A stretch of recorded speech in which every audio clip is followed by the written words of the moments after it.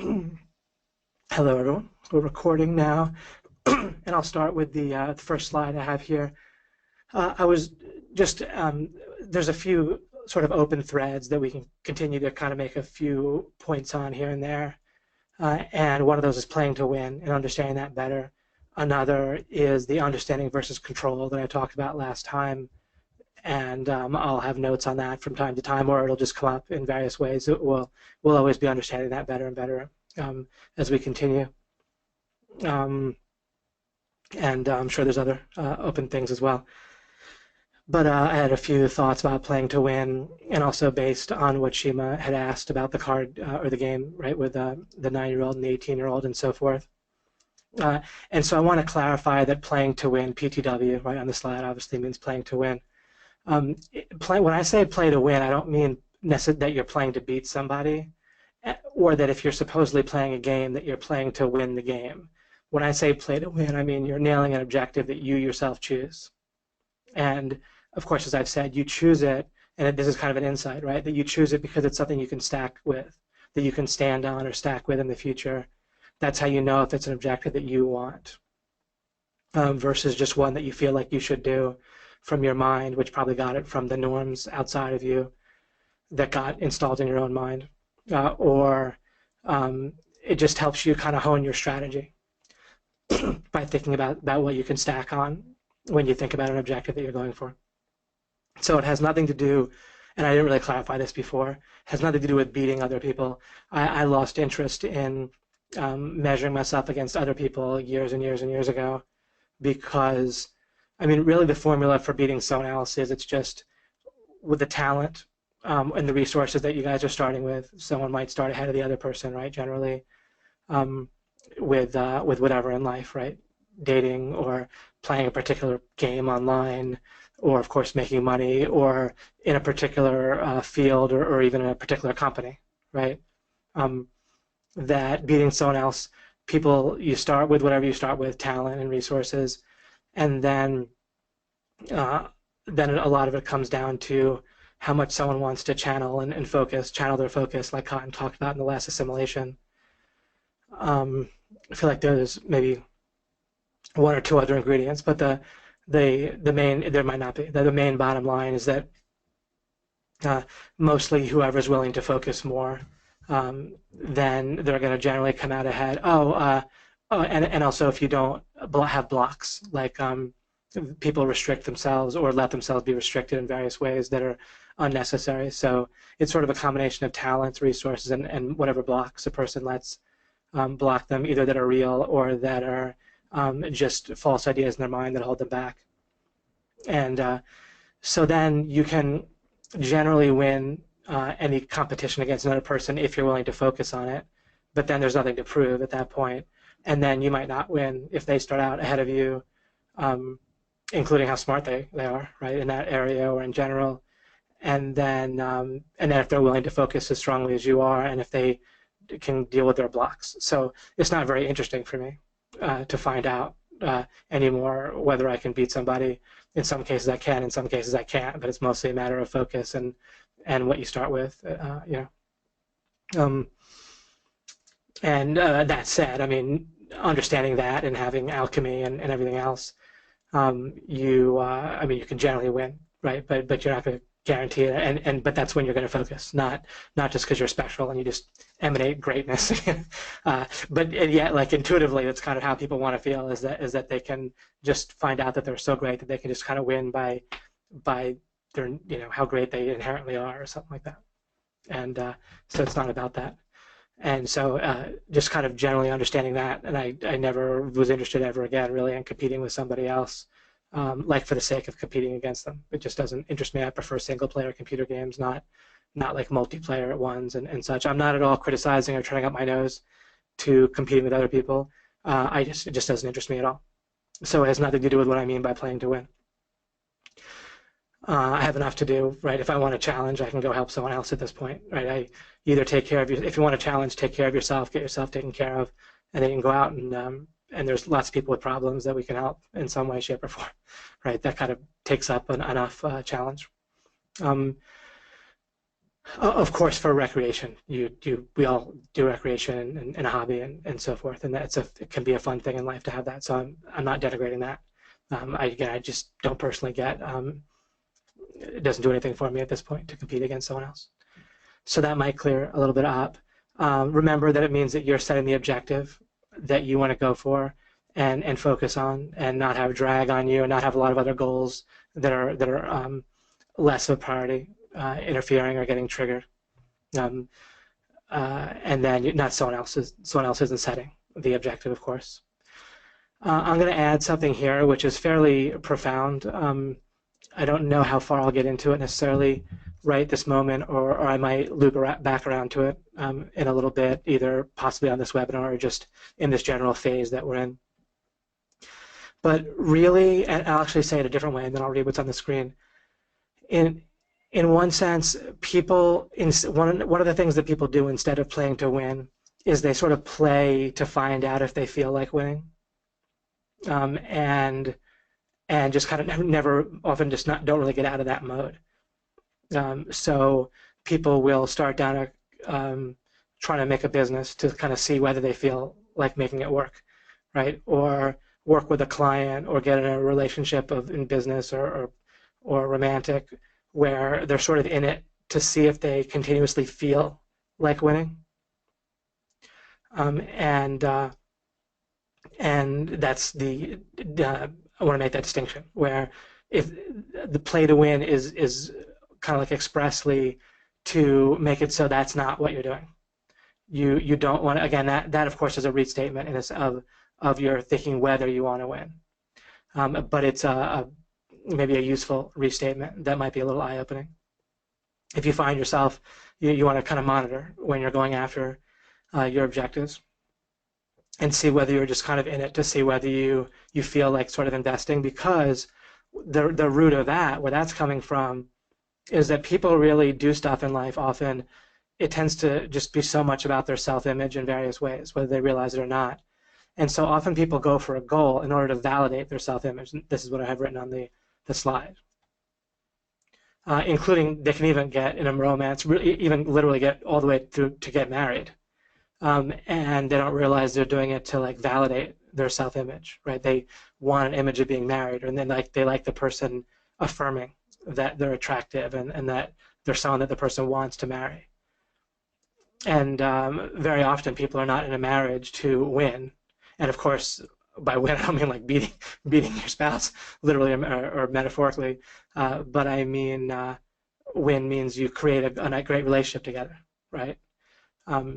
Where has to be a shared vision of some sort, and then you're creating that together. And a win means you're achieving that objective of creating a relationship and being happy, consistently, and have a way to work through bottlenecks that come up. So this is very, very common, and you can also, one of the reasons this matters is more than just for yourself. It's very important to compensate for this in some way, or at least be aware of it. So it's part of what you understand about people, is that often they're going for goals in order to validate their self-image rather than the objective. And that's why it's a common thing where people will achieve a goal, and then what do? They feel like they need to set another goal, and the previous one almost does nothing for them anymore, because they didn't pick it in the first place to stack much with the next thing. Of course, it's fine to set a new goal after you achieve something, but really it's not about that. It's that you're going for something more ultimately. There's the final ultimate goal of the world being perfect, and so forth, that we all want to bring about at some point. But then even something that's more that's not so ultimate, like that, of making a business work, or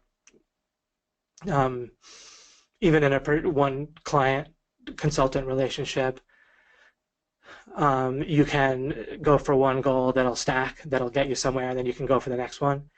But when people get in a pattern of they just set a goal for the sake of feeling like they achieved a goal, right, essentially, where there's not a clarity about stacking, then and where it like makes, I've even heard like success gurus talk about, okay, so you achieve a goal and then you're happy for a few minutes, but you don't want to stay comfortable there. You want to go for the next one, right?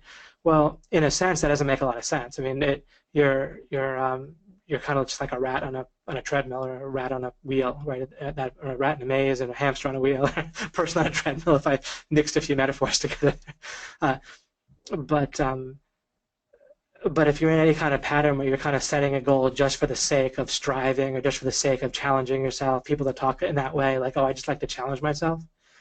Well, that's actually it's incorrect. That it's incorrect in the sense of effectiveness in life. Like, again, there's enough real stuff to accomplish both for yourself and for other people that's actually going to make you happy. Like, you're going to be actually better off, right? If you're going to challenge yourself, well, doesn't it make sense to challenge yourself going after a goal that's going to stack, rather than going after one that isn't?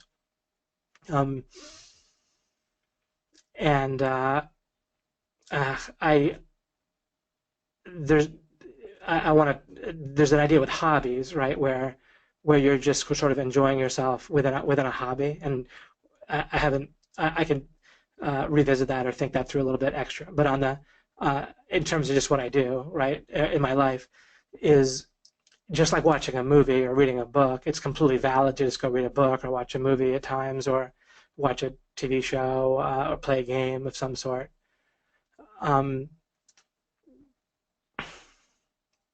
Even then, though, I mean, when you're doing any of those things, you're kind of identifying with the character in the book, right? The character in the movie, character in a video game, or something that you're doing in a game.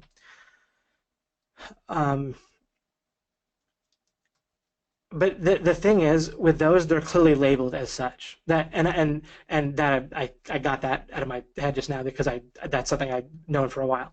But I didn't have it prepared on my slides or my notes. But as I was thinking about it, that's what I like about when something's clearly labeled as a hobby, or then it's it's kind of categorized or quarantined as such. You just don't. One of the things I liked about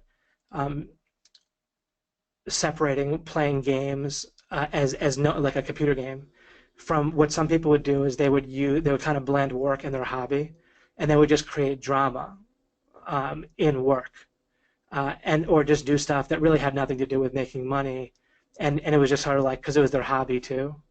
And if you clearly label it as such, I'm going to go create drama just to solve it, having to do with work, as a hobby, then okay. But if you're confusing yourself and think that you're actually accomplishing something that is going to stack when you're not, is a good way to understand this. And then having time as part of a hobby, and I'm labeling a hobby as something that just inherently you just enjoy, you can look forward to. I think that's actually important. I think that it adds a certain type of spice and motivation and sort of meaning to your life that you can sort of look forward to. That if you're just working and there's not a lot, like some kind of fun thing to look forward to, I think that actually causes an issue. So I like the idea of having a hobby. I think it's fine to also put a hobby aside for months or even years if you're really getting momentum and trying to break through with something. Either way, but what you clearly don't want to do is be doing something where it's not stacking. It's not like a hobby in and of itself has its own benefits. It adds like kind of spice and meaning to other things that you're doing. It can allow you an outlet to explore and try strategy and learn and understand things. I find, having played a lot of different strategy games, and using it as an experimental place to develop, then I find it very useful in that way, for real. But I wouldn't fool myself in saying, like, oh, I'm just going to play a computer game and that's going to help me make money because it's going to hone my strategy, and so on and so forth. But what you don't want to do is confuse what you're doing for a hobby with just something that you're striving for. In any of those cases, just validating your self-image is not. It feels to your mind like it's going to stack. And when we talk about self-image, this is the type of topic we want to be talking about in this kind of phase of alchemy. I'm going to touch on some things about knowing what's true in this webinar too.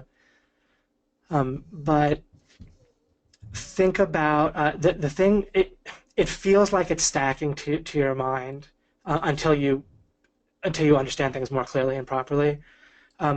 But like if because what the mind is going to do by default is there's going to be a sense of, well, the greater my self-image is, the more I'm validated, then the more confident I feel, and then I can accomplish more because I feel confident. But it's really just setting up a bunch of false feedback. It's all just a false narrative if you just look at it more clearly that way, like it is kind of outlined. Maybe it's a little bit like with the stock market, where if the stock market goes up, it doesn't really stack. Like if one day it goes up 100, that doesn't necessarily form. Sometimes technical analysis, they can say like, oh, there's a new floor that's formed, and so there could be a little bit of a psychological aspect that does stack, but the part of it in another way it doesn't stack, right? Like if just because it goes up 100 doesn't mean that there's a new total floor built in. Let me try to make sure I explain this to you clearly about self-image. At least we can have the question open now of understanding why it is that we don't want to live this way, where we feel like we're making progress in life by validating our sense of how smart we already are, how good we already are. Right? Again, when I put it that way, it probably further gives you some insight into the issue with it. You're not really going to have a problem as you gain understanding, as you gain skill and expertise and resources based on that, like ranking websites or building business relationships that are more ongoing, where you and the people you're in relationship with have more experiences together and so forth. That you're not going to have a problem having more confidence if you're just actually increasing your understanding, right? If you're going after objectives that stack for real, that are picked for a good reason, and achieving those by playing to win is all going to be more effective for your confidence, and things related to your confidence, like feeling calm and so forth, and stable.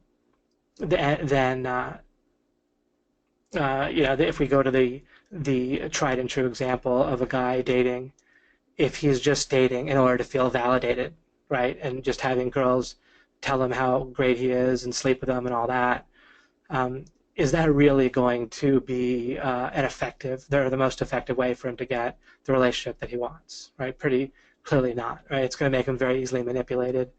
If he has money, it'll be easy for women to part him of it, right, and so forth. So it's very normal to get sucked into this, where you have goals, where you're validating your self-image.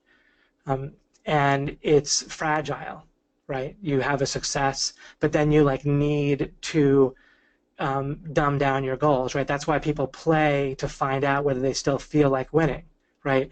They're playing, but they're watching out because they want to sort of have a way to drop the goal psychologically if they feel like maybe they won't achieve it, because they need to do that. Just like if you're dating and you're like, if you feel rejection coming, or if you're trying to get clients and you feel rejection might be around the corner, and if you feel like you have to get validated in order to have confidence, and a rejection will permanently set you back, and a validation will permanently be something you can stack with, it's just a poor strategy from start to finish, right? To think that way, and to do things that way. So I think that's all I'll say about that for now, and then it's something that you can look into for yourself, and I'll almost certainly expand on this more, and I'll have more thoughts about it. Is a little bit of a fairly quick thought that I had for notes to cover for this webinar, so I don't want to get too bogged down in it, and I want to perhaps prepare a little bit extra before trying to muse about it too much in front of you. I like to do some musing and kind of thinking in front of you on these webinars, because I think that gives you a different angle on things that will help in a couple of ways. One is just kind of a little bit like over the shoulder, right? Showing like search engine optimization over the shoulder, showing kind of me thinking and musing and taking a look at ideas in front of you, like I do privately, of course. Mostly I do it behind the scenes to prepare. And also it actually reduces intimidation, right? I don't want to be coming across. This is a very important part of my understanding about any kind of teaching or coaching, is that I don't want it to be like there's one category of me and there's another category that you're in, and that we're somehow different. And I'm like the expert or the guy that has it, and um, you have a different identity than that. I want us all to feel more. We can feel like we're in the same category, except for maybe I've pioneered a bunch and I've worked on this a lot. That's great, right? I have some experience I can share with you, but I don't want it to feel like a permanent difference in categories between you and myself, where you kind of like take on an identity as a student in any way, because then that's shrinking. It shrinks you. It limits you to think that way. And so by me musing out loud, it kind of breaks that barrier. And so I do that on purpose for that reason as well. I did that even back when I was teaching strategy for the game, for Magic the Gathering, our first online business. We had a membership site for that. And I would let people in on my thinking for both of those reasons there too, sometimes, or often there. Here, if I did too much musing in front of you, it would take even more than the 30 sessions that we have. So I want to keep some lid on it, but I also want to let you in on it from time to time. Okay, let's take a moment here, and I'll take a look at anything that someone might want to post, and then I'll switch. It's all ultimately goes to the same topic, right, that we're talking about, the same with the self-image, playing to win, and how to know what's true and all that. But I'll kind of switch gears a little bit within the general phase that we're in a moment. Right, yeah, that's right, Mike. Hey, David, how would we know a goal is stackable? What are the characteristics of it? Or am I overthinking it?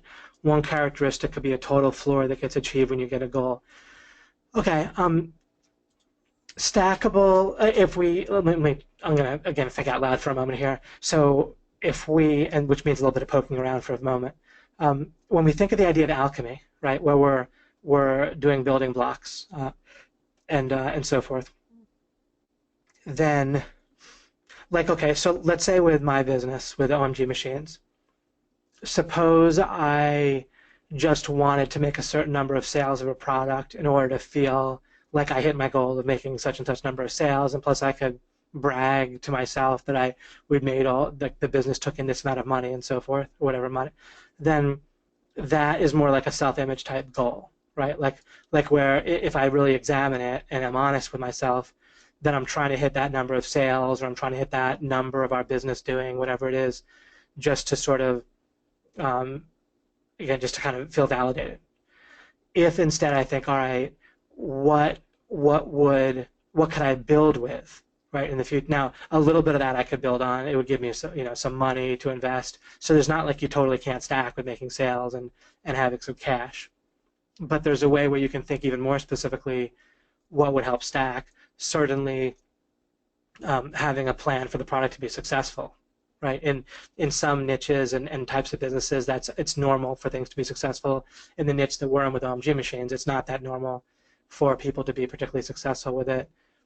So I can think of stacking in terms of that way, where I imagine more of a total vision that has something to do with a total amount of members and sales that I might want to make, but also has to do with success of people, and that ultimately is based on no matter how many sales I make and however successful people are, I'm building my understanding.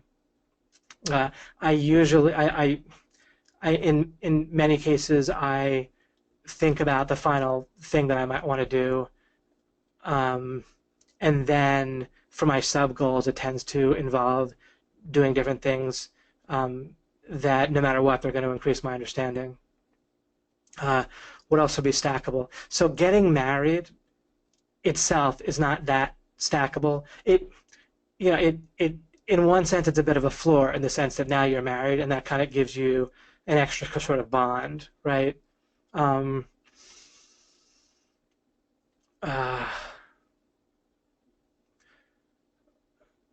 If we go on, let me just, again, I'm still thinking kind of out loud. If you get married and you're like have very romantic times, or you just start dating and you have a lot of romantic times, and and you go on a vacation together, and you imagine going on a vacation, and you imagine how nice it's going to be, and you're excited about it, and you plan it, then that's the kind of thing that might not be very stackable, and it might even just backfire. It might just not hit your expectations, and so on and so forth. If instead you have an objective to sort of develop a shared vision together, where you guys, in a series of conversations, or even just an agreement that you just start talking to the other person about what you guys envision as a happy relationship, how you guys will deal with it, to discuss things when you guys have things to work out. Conversations like that can potentially stack in a good way. So you can literally have a strategic objective in a romantic relationship to work out a bit of an outline or a framework, a foothold, a place to stand for what you'll do when one of you feels like you have something to work out. And it's not that easy sometimes to have to figure that to make that happen with somebody, right? And to do that with anything with somebody, you can't come over the top and sort of pressure them. You need to understand them better and kind of draw it out of them. But if you achieve that objective, where you guys have a meeting of the minds that way, and a bit of a framework that you've talked through about what to do when either of you wants to work on something, right, in your relationship, or towards a vision of what you want, then that's something that can stack versus just the idea of taking a vacation together. It might not be something that stacks, and it could even turn into a bit of a mini disaster. Or you could achieve it. It could be fun, but it's not really a building block that you can build with or do anything with in the future. And it could be, or an aspect of it could be, but then if you design it that way, then it could be. But at least you want to think in those terms. Thank you, Kristen. I appreciate that. Such good stuff. Right. You want to, I'll get to this, where you want to think through in scenarios to really make sure that they stack. So something I'll get to can help with that. Neil Gregory, husband and wife, what's wrong with our marriage? Marriage counsel, I'm sorry, but your marriage isn't stackable. Husband and wife, oh.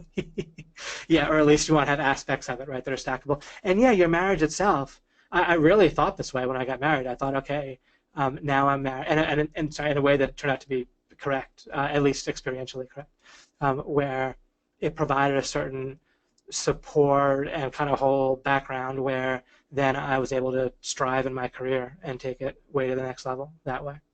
So my marriage in general was something that I could sort of stand on, and that provided support, and also as a guy, probably as a girl at times too, plenty. But anyway, as a person, it's just being single and dating is a distracting thing, right? And so eliminating that distraction, frees up a heck of a lot of resource and focus. Dave, when you talked about playing to win, it reminds me about how alienated kids like me were so obsessed with hobbies to gain status that many times when we're older we tend not to follow these hobbies, right? Like if you're not alienated. Yeah, and I think having a hobby is pretty nifty. I sort of have kind of a working framework for life where you have to rest, like literally sleep a certain amount, and even sometimes just rest a little bit. And then you need to deal with money in some way, like a career. You probably want some sort of romance, or you could just say at least like a social framework for yourself. So rest, career, romance, and then but then having, or maybe you could say romance and social, career, rest, and then a hobby. I think a hobby is one of those ingredients. Or maybe I was thinking I put kind of romance and social in one little bucket. So I know I'm not writing this on the screen, but rest, something with career or money to deal with it, stability, social, romance, but then having a hobby, and then having like an ultimate sort of sense of purpose is probably a good 5 things to as a go-to framework if you don't have something else. Yeah, it's been very helpful just in practice with OMG and doing accounting and so forth, which was really a bottleneck for us. Okay, I will move along here. All right, let's go to another slide. All right, the CF stands for consciousness field. Now, when we're talking about how to know what's true, then so much of the battle or so much of winning the war or whatever um, is just this original distinction, right? With differentiating your consciousness field from the world of reasons or code, right? Or and let me just go straight into talking about something here. I'm kind of feeling it. Let me see if there's a slide that's good for it here. All right, I switched slides here. Let me point something out to you. You guys, as alchemists here, you're developing a clarity that no one outside of alchemy is going to have. Now, we're going to want them to have it anyway because the world will be nicer, people will be less violent, as I've said, and so forth. But at least for now, you also get the benefit of it yourself, where that can really help you not really feel like there's competition in life. Let's just start with a very simple. Let me put it this way. And this is not a trick question. Just answer this for yourself normally. I'm not going to ask you to post anything or anything, but just the street outside your house. What color is it? It's probably like gray, right? Of course, it's not a trick question. Of course, there's some yellow markings or white markings, but basically it's gray, right? So you would affirm that. And I am using this to point out an interesting contradiction or an interesting blurry spot for people, but it's not a trick question. So we would, under normal circumstances, we just affirm that the road outside our house is gray. Now, let me ask you this. If you close your eyes or if you're not looking at the road outside your house, does it still exist? Or if you imagine yourself looking at the road and then closing your eyes, would you affirm that the road still exists after you close your eyes? So I think pretty clearly we'd all answer yes to both those questions. Yeah, the road is gray, basically, and maybe with some markings, and maybe or black or whatever.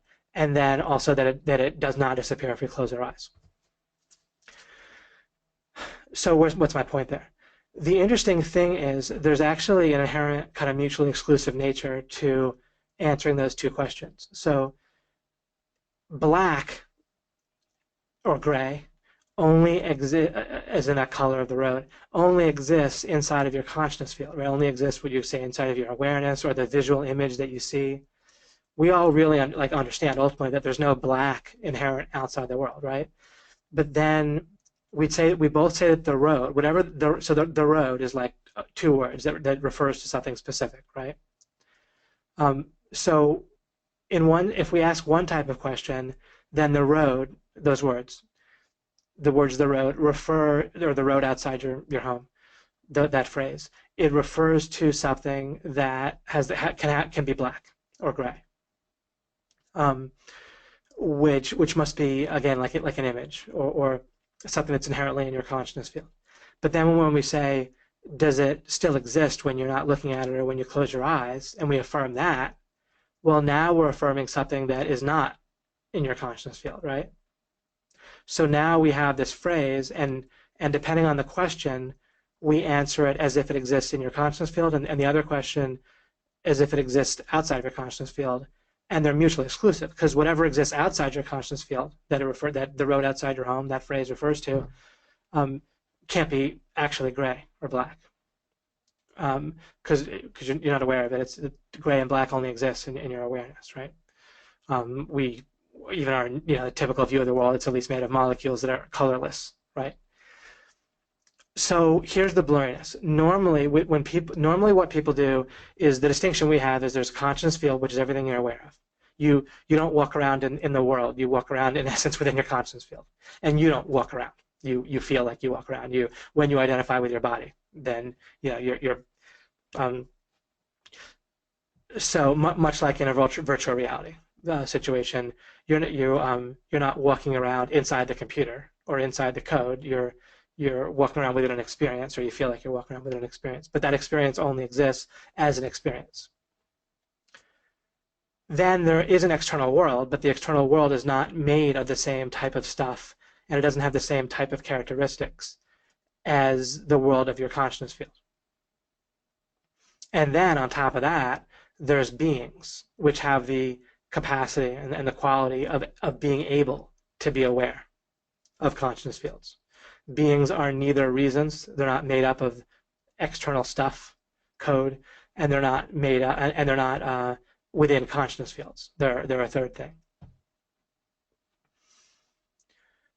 So normally people don't have those distinctions. So what happens is all three of those things are actually blurred together into one view of the world. And that, remember, I've talked about the starter kit that we have. The starter kit helps us tread water or survive. But what happens with our minds and with institutions and non-conscious processes in general is they're always reverting to survival as if that's their purpose. And so people will, even when people try to find meaning or purpose in their lives or making the world better, it all ends up being just this treading water stuff, where it's just maintaining the struggle. But so the maintaining the struggle thing is a little bit of an aside, but it kind of gives some context to what I'm saying. The core of what I'm saying here is that in the normal view of the world, of the people out there that you're dealing with, they conflate. They have a model of the world that blurs together beings, consciousness fields, and all the rest, and reasons, into a model that we're all familiar with, right? We live it, we grew up with it, it's extremely familiar to us. The normal view of reality blurs all those things together into this idea that there's like one physical world, there's people that walk around, and those people have minds, and those minds have consciousness, and maybe pets do. I mean, I'm just giving the general view of the world, right? Maybe there's a God, things like that. But there's basically this one world in people's mind that all these things coexist in, and it's all, again, all blurred together. And so then when we come to dealing with words and what words mean and the nature of a definition of a word, people are impossibly unfixably, I'll just make up a word, I'm not thinking of whatever the real word is, but they're unfixably confused when like you can take, for example, legal language. In legalese, like legal language is an attempt to get as well. One story about it anyway. We could say that ultimately it evolves into survival and therefore money for lawyers, right? And where other people can't speak it, so we have to hire lawyers for it. But on the other hand, if we just forget about that for a moment, it's an attempt to try to narrow words down into they can't wiggle around as much. And even there, obviously, they themselves understand that they're not really succeeding with that, right? They have things like, they're always using words like what a reasonable person might do to this or a reasonable person might do to that, which is a reasonable thing to write, but it's certainly not exactly precise, right? There's no way. And of course, if we just look at what's going on with it, you have like laws, interpretations of laws, commentary on laws, and then you have case law and decisions and all that. So we show, even with the legal system, how an attempt to have precision with meanings, in essence, it's sort of one outlet for like applied philosophy, right? There's philosophers who call themselves philosophers who try to work on things having to do with precision in words. I think Bertrand Russell really tried strongly to do this, but he got, well, according to me, I'll assert he got nowhere. Some people respect him to some degree, but I mean, he was like an atheist, I think. So he didn't even get to square one with figuring out what's going on in the world. So sometimes philosophers try to get clear, but the legal system and the legal profession is an example of sort of practical applied attempts at being clear with words, and it fails pretty miserably. It doesn't fail completely. Certainly, the words have some meaning and a fairly decent amount of it, but then there's a whole lot of wiggle room. So it's hopeless. Is maybe when I was talking about unfixably. People are hopelessly screwed. There's no way. If they don't have the distinction that I'm giving you in alchemy, this fundamental distinction about consciousness fields and then building from there, figuring out there must be beings, figuring out that the external world is composed basically of reasons. It's not composed fundamentally of molecules and atoms. The molecules and atoms certainly exist, but they exist, they're not ultimately made of matter. They're like made of reasons, and then it's a model. of how things work. It's a model that God's self could be using, or something maybe deeper, but it's a model that works quite well, and is um, certainly has a lot of accuracy to it. So I'm not denying the existence at all of atoms and molecules and so forth, but they're not fundamental to reality. Fundamental is the idea of reasons, just like our computer game metaphor or illustration makes it kind of easy to see, where you have the video game world, the forest that guy you're running around in as a guy with a gun, and there's objects that they don't code, I'm sure, for they code for objects, right? They don't code for like molecules and atoms when they're coding for a computer game, to make the forest, but they do code for objects of some sort that make up the various the computer game world. And so those objects sort of really exist in a sense, but they're made of code, right? And it helps us to understand the objects if we understand them ultimately in terms of coding. So you are able to not be hopelessly confused. It can be perhaps confusing to make the transition, but where everyone starts out, they literally are hopelessly confused. The only way out of the confusion is what we're talking about here, right? People can use a different terminology for it if they want. Someone else could figure out the same thing, call it something different, and explain it differently than me. But whoever did that would be referring to the same concepts. Either they'd be wrong or they'd be right. The idea of a consciousness field is not a theory. It has to be correct, right? You experience it, and then there have to be reasons for it. So that's reality. And you can't understand what words really refer to until and unless you understand the idea about beings, consciousness field, and then the world of reasons. And again, the world of reasons contains the physical world, the mind, and so forth.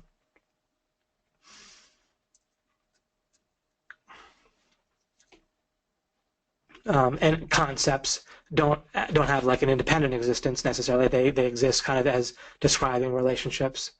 And once again, now that we have the distinction, there's relationships in the world of reasons, and there's relationships in your consciousness field, and those are two different like worlds or realms or whatever, however you want to call it.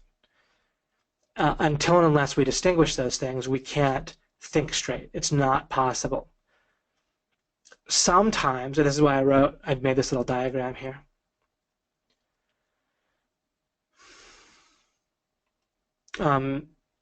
This is one of my simplistic diagrams. So let's suppose I had some lines that were broken, which I don't have drawn here.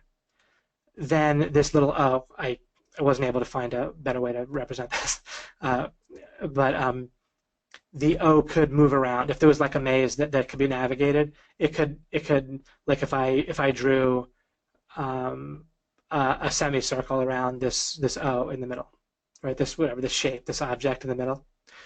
You can think of this even as like standing for a person who's walking around in a field. If there's a fence, but the fence has a hole in it, then this guy could get through that fence. But let's suppose there's an unbroken fence. Then in 2 dimensions, there's an unbroken line. In 2 dimensions, this guy can't get out. But if he had a 3rd dimension, if he could just jump over the fence, then like vertical, right? Then he could get out. So there are activities in life, there's areas in life, there's questions in life, there's whole fields and topics where without this distinction in alchemy, you couldn't get out of them. You couldn't break out. Other times, you don't need this distinction of alchemy. Obviously, you succeed plenty, get results that you expected and wanted to get prior to meeting me, right, and prior to us discussing this. But the difference is that there's a whole number of other things that you'd be locked out of without this distinction that we're covering here in phase 2. You can't really understand love properly. You can't understand what words refer to properly you can't get beneath your norms and your standards in the things that you feel like you should do and you should feel. People are locked into those things, and the only way out without alchemy is to fight like at the level of norms and standards. People normally don't even do that, right? But you can sort of intentionally say, look, I want to make more money, so I'm going to get myself around people who are making more money. That you can do without alchemy. A lot of people don't even have the awareness to do that, but you can figure that out without getting underneath your norms and standards. You're kind of operating at that level and trying to surround yourself with different norms and standards. When you're doing that, however, you're still going to have a struggle, and you're still going to need to keep that external surroundings of the better norms and standards, the ones that you want, around you. Metaphorically speaking, you have to keep going to church, right? I'm only speaking metaphorically. That had nothing to do with criticizing church or anything like that. But it's like you have to go week after week, so to speak, to get filled up again, to feel it, to get your norms and standards adjusted back again. It's like going to the chiropractor week after week. If now it absolutely could be the case, I don't know, or in some cases it's something that could be fixed, right? But if you imagine it not being fixed, but you have to go back week after week to the chiropractor, and at least if the chiropractor can make you feel better for a week, then you can go back next week. So that's cool. But better is to be able to fix it. So you can't get all the way under your norms and standards, which keep affecting your results and pulling. There's like a current that is affecting you no matter what, with other goals that you more on the surface that you think you might want to go for. Can't get underneath it. You can only fight like at the level of it without alchemy. What we'll talk about here, and as always, you don't have to get it from me, but practically speaking, that's where it's going to be coming from right now. All right. As we're dealing with phase 2 and I'm talking about this stuff, it's about making progress at different times. It'll be a little bit like popcorn, where it pops, you can stick popcorn in a microwave and it'll pop. Each individual kernel will pop when it pops. So, when we talk about these topics, I keep talking and hitting it from different angles and continuing on, and different things will pop for you at different times. You don't need to be in a rush. Let me look at what else I wrote on here. How to think. When does our unique distinction matter? I gave a little bit of indication of that, and I can develop that more sometime soon. And then I wrote when the consciousness field meaning is importantly different than the code meaning. All right. All right. Let's look at. I talked about this, and it was an alchemy that I said I was pretty excited about. It might have been the second one. Might have been the third one. Let me just pause my screen for a second here, and I'm going to see if I can find an old slide.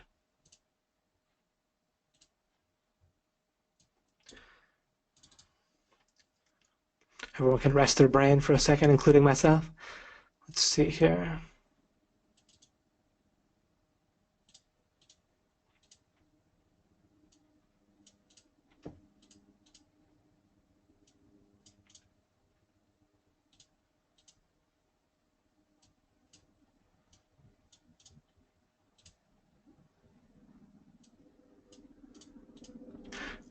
Found it.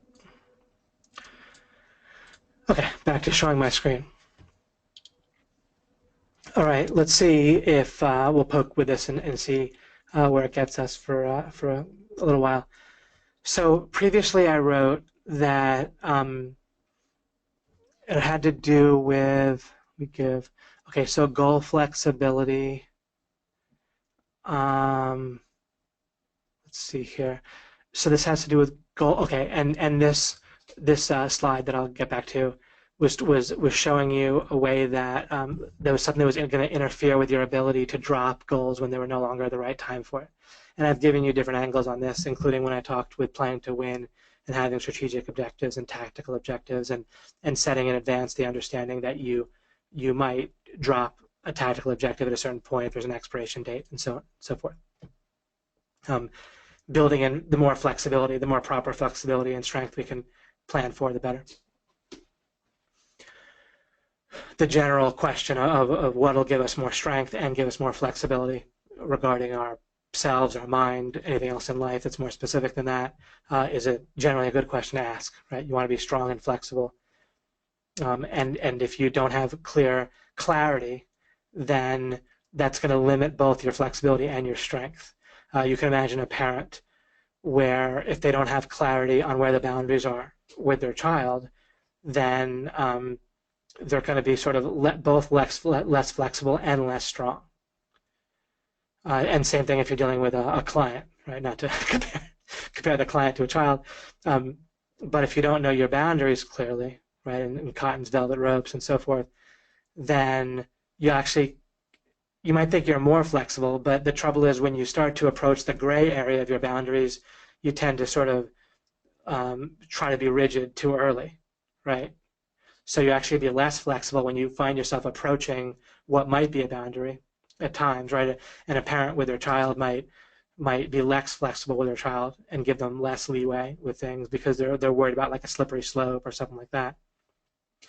And then, but weirdly at the same time, they come across less strong, and so their child feels like wants to test the boundaries and have a sense, and so you both come across as weaker and less flexible. When you get your distinction, the more clarity you have, the more you have both strength and flexibility, which is a happy feeling. In life overall, if you feel strong and flexible and adaptable, you can do a quick mental exercise right now and think, all right, let's suppose I imagine that whatever challenges come up over the next year, even if something that would be kind of a major setback in one way of looking at it, first of all, my priorities will change, right? If there's a major event that happens or new input, then I'll probably feel energized to deal with it. So the more flexible you imagine yourself, including even how you'll feel about taking action, the more you believe you can adapt to whatever life throws at you. Don't you find yourself feeling happy if you think about that? If you think, all right, no matter what happens over the next year, I'll adapt to it. I'll be flexible.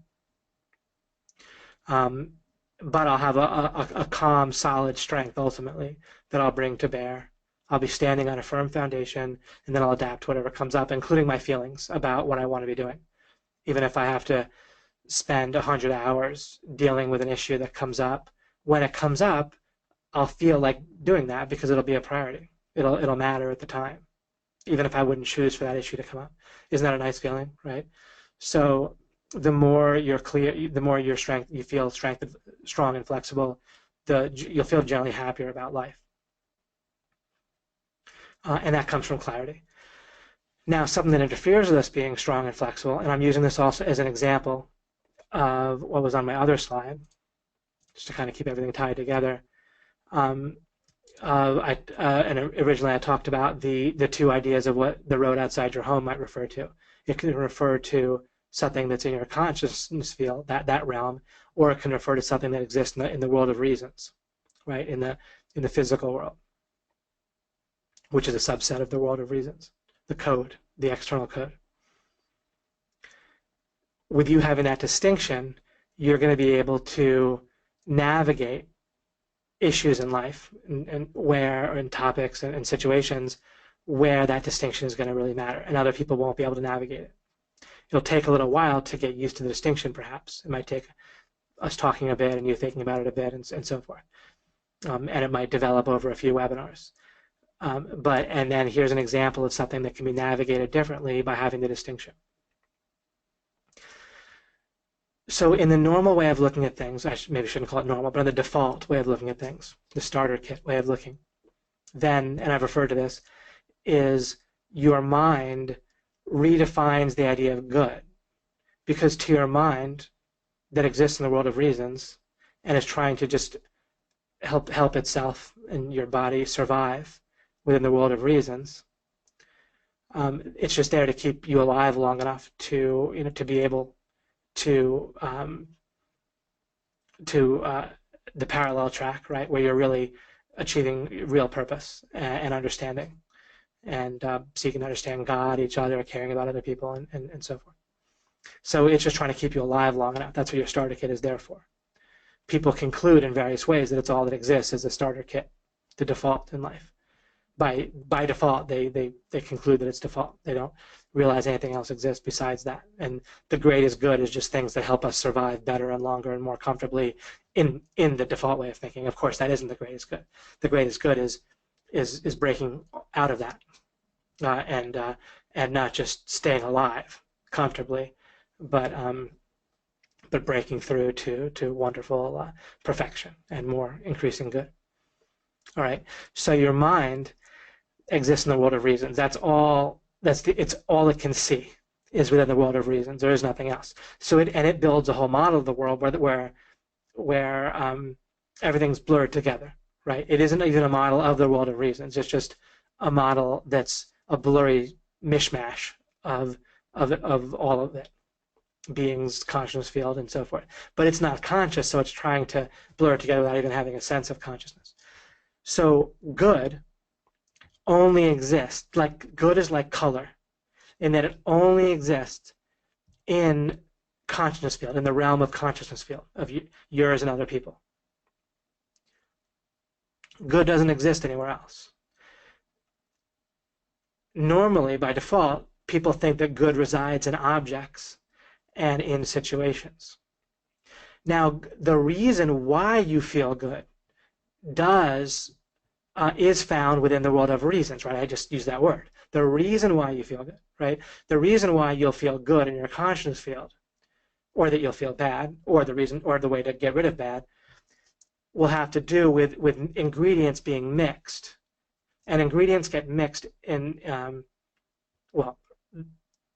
both places, depending on how you look at it. But in the world of reasons, reasons can be mixed together, different reasons, just like mixing in the physical world, right?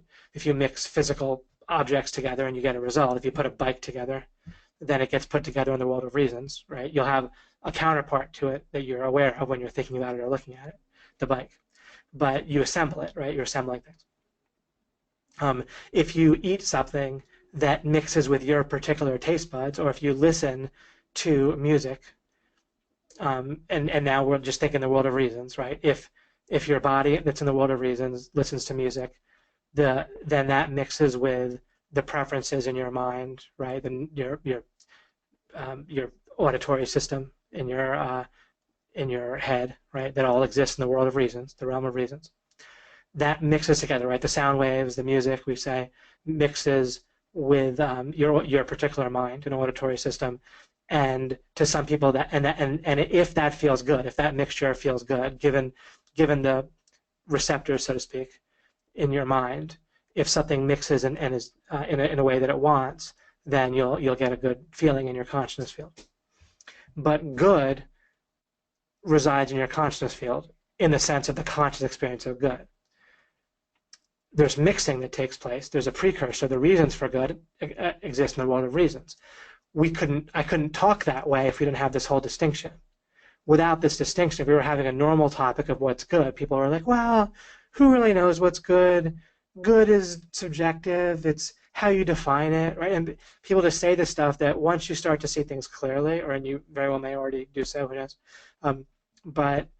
But as you get this more and more, if you've gotten it, wherever you're at with this, you can see the ridiculousness or the hopelessness of the way that people normally talk about this stuff.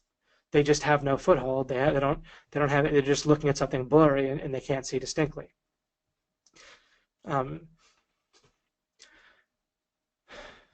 It's like if you have blurry vision with your eyes, if you have 2100 vision or whatever, then no matter how much you squint, right, or stare at something fairly far away, then it's just going to be blurry, no matter how hard you try. And that's how it is with people. Metaphorically, if we're competing with people in any area where these distinctions will come into play, then it's like we're playing baseball, where we have good, clear vision and other people have really blurry vision. There's no chance, no matter how physically fit they are, no matter how skilled they might otherwise be, if their vision is screwed up, they just can't compete. Okay, so now your mind, now on the slide here I wrote, is it good because of a goal, right? That's what your mind concludes. Your mind has no sense of a consciousness field, just has this blurry model of the world that jumbles it all together. And so the only idea or association that your mind can have of what's good is relative to goals that it has.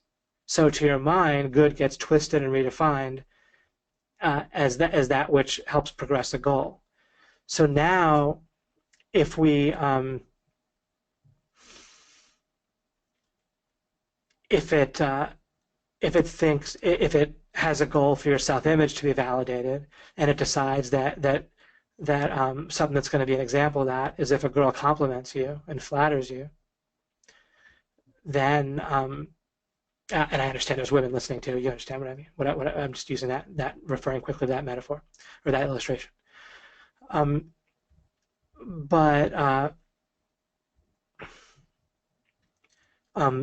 If a girl flatters you, then we can think, oh, that, and then literally a guy can think in that illustration, oh, that's good, right? Or if a girl jumps in bed with him or whatever, oh, that's good.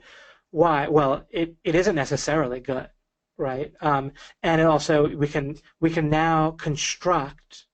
We can learn that definitions can be constructed, and so someone could say, well, it depends what you mean by good.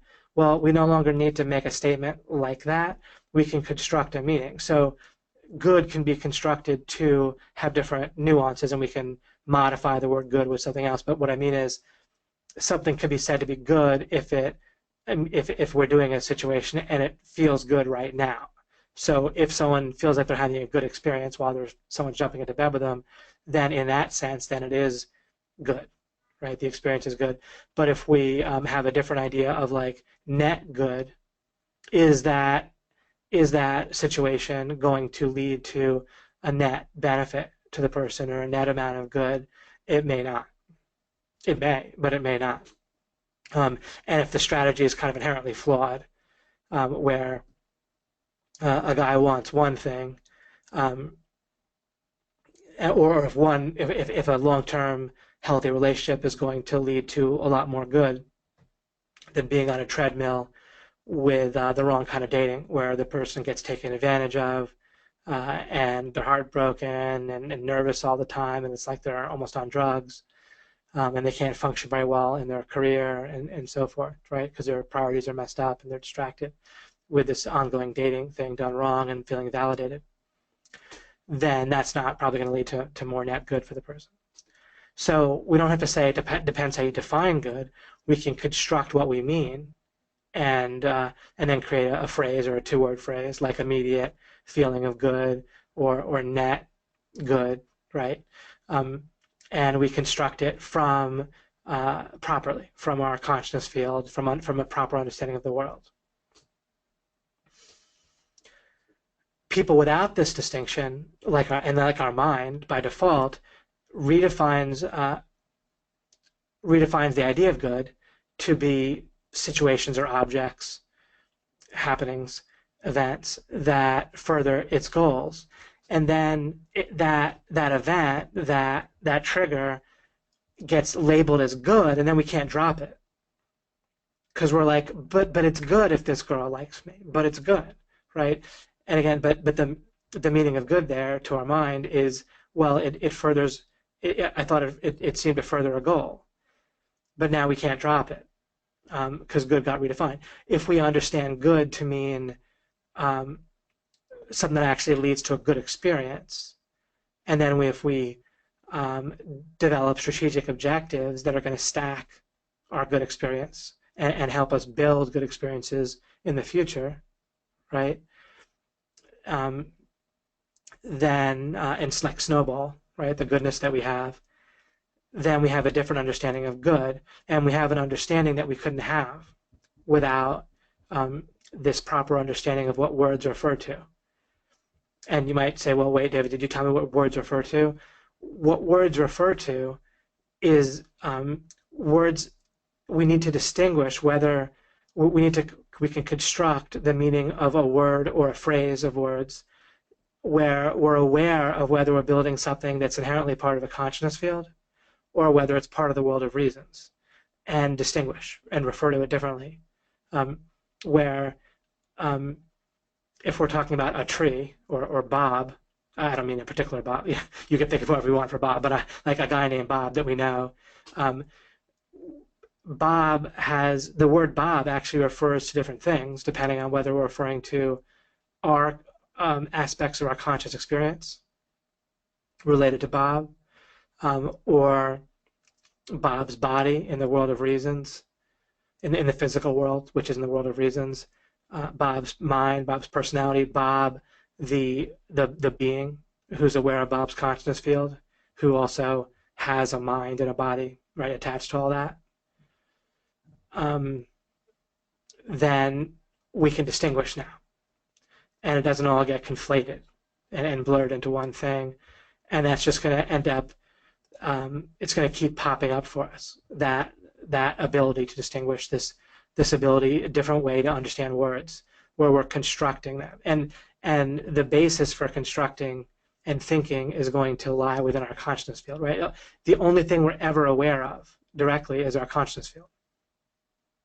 I could say by definition it's the only thing we're aware of, but really by construction it is the only thing we're aware of. That our constructed understanding of consciousness field is that which we're aware of. So this might be making your head hurt for now. As you transition, it might be making my head hurt. But this is, as we make this transition together, as we understand this, and as I know you understand it, then we're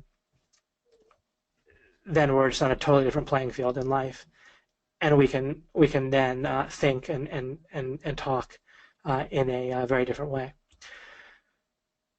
I'm gonna say one last thing here, and then we can just talk a little bit together. But it's a pretty cool thing. I'm gonna want to say something about scenarios, and then next webinar I'll probably look back on these same slides a bit and have some further things to say about each of them. Nope, not that one. Nope. See, where do I say scenario? Ah, here, right, got it. Gave you guys some little glimpse at some slides there.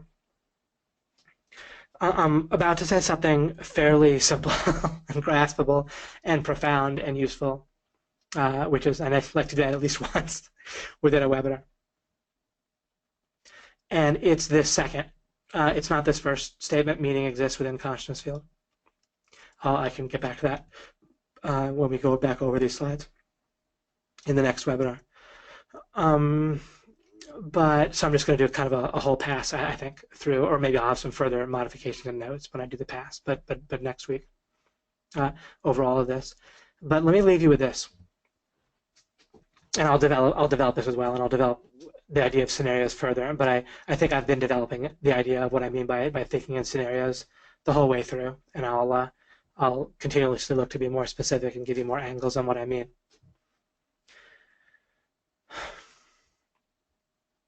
A quick example of what I mean by thinking in a scenario is like I've talked about with clients, right? If you're going to meet with a client, then one thing that people might do before meeting with a client that's an example of not thinking in scenarios is they'll just have like thoughts, like words come into their head, feelings, like, oh, I hope it goes well. All right, I'll talk about this, then I'll talk about that. I hope they like me. Okay, I'm nervous. All right, I hope this, I expect that, right? It's just kind of images, like kind of a highlight reel of some things that, like a highlight reel, right? It's like the old idea of like a, I don't know if that's a modern term, but like highlights of a trip, right? Like still pictures of a trip, or something like that. Anyway, like a kind of series of images and thoughts about your meeting with a client that might come up. That's normal, right? And words and feelings. In a scenario, you are mimicking how life normally occurs to you within your consciousness field, which is like kind of three-dimensional, and it progresses in a smooth way through time, and so forth. You can kind of look around you to see what's going on, and so forth. So if you sort of walk through and think, all right, so I'll meet the client, and then what might be going on for them, what might they be thinking about, and then you might even imagine yourself as the client, immerse yourself in that a little bit. I plan to do a whole webinar, or I talk about how to properly more get in someone's head. That normally when people think about what someone else is thinking, they don't do it in a way that's really effective. But you might walk through a little scenario from their perspective, but then even just to illustrate the idea of a scenario, if you walk through and say, all right, well, what am I going to show them first? And then what might I have done instead? All right, there you're looking kind of alternatively and sideways. And then you might think, what do I say next? And then it might occur to you that you might want to plan out like what you say next might not be sayable unless you do something. So you might want to say, I took a look at your website and analyzed it for these things, and you can't say that if you haven't actually done that. So by starting to walk through this scenario, you realize you need to go do that. And then you think, well, what happens next? And you might add an element. You might or you might ask, what if? What if they say, all right, well, I'll go back to my business partner, discuss it. Well, wait, maybe I should have invited their business partner or their spouse or whoever might object and just meet with them all at the same time if they're going to do that. And maybe not. I'm not, again, trying to give you necessarily advice on meeting with a client, but just giving you a sense of what a scenario might look like.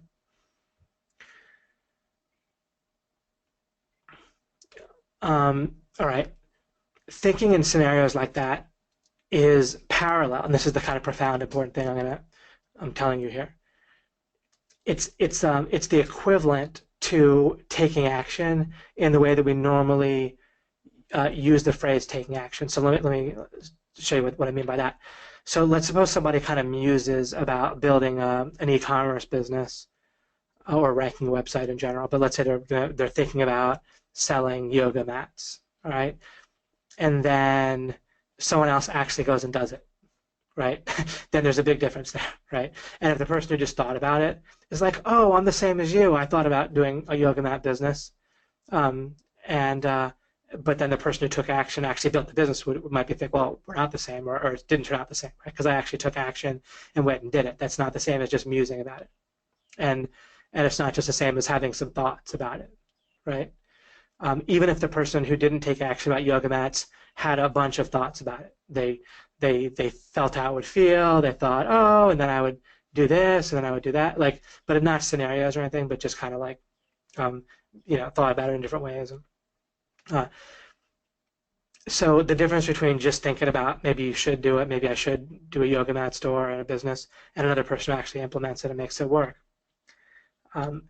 that's a huge difference. Just as important is this thing in life that's more invisible. So clearly a person who takes action in the normal way is going to just be far more effective overall. Their life is going to snowball than a person who just thinks, oh, maybe I'll do that, or I should do this, and doesn't do it. There's a whole parallel thing going on in life that plenty of people take action in life. Plenty of people don't, but plenty of people do. But thinking in terms of scenarios, people do to some degree, just like everyone, no matter how lazy someone is, everyone takes action sometimes, right? You could talk about taking action to somebody who mostly you're thinking doesn't take action much, and you can give them a little speech or a spiel about taking action. And they might, if they just wanted to, most people just want to validate their own self-image. They might be like, yeah, man, yeah, I take action all the time. Absolutely. I agree with you 100%. Taking action, that's where it's at. And you're thinking, well, I was trying to explain to them about taking action, but they don't really, but then they thought of a few times when they did take some action.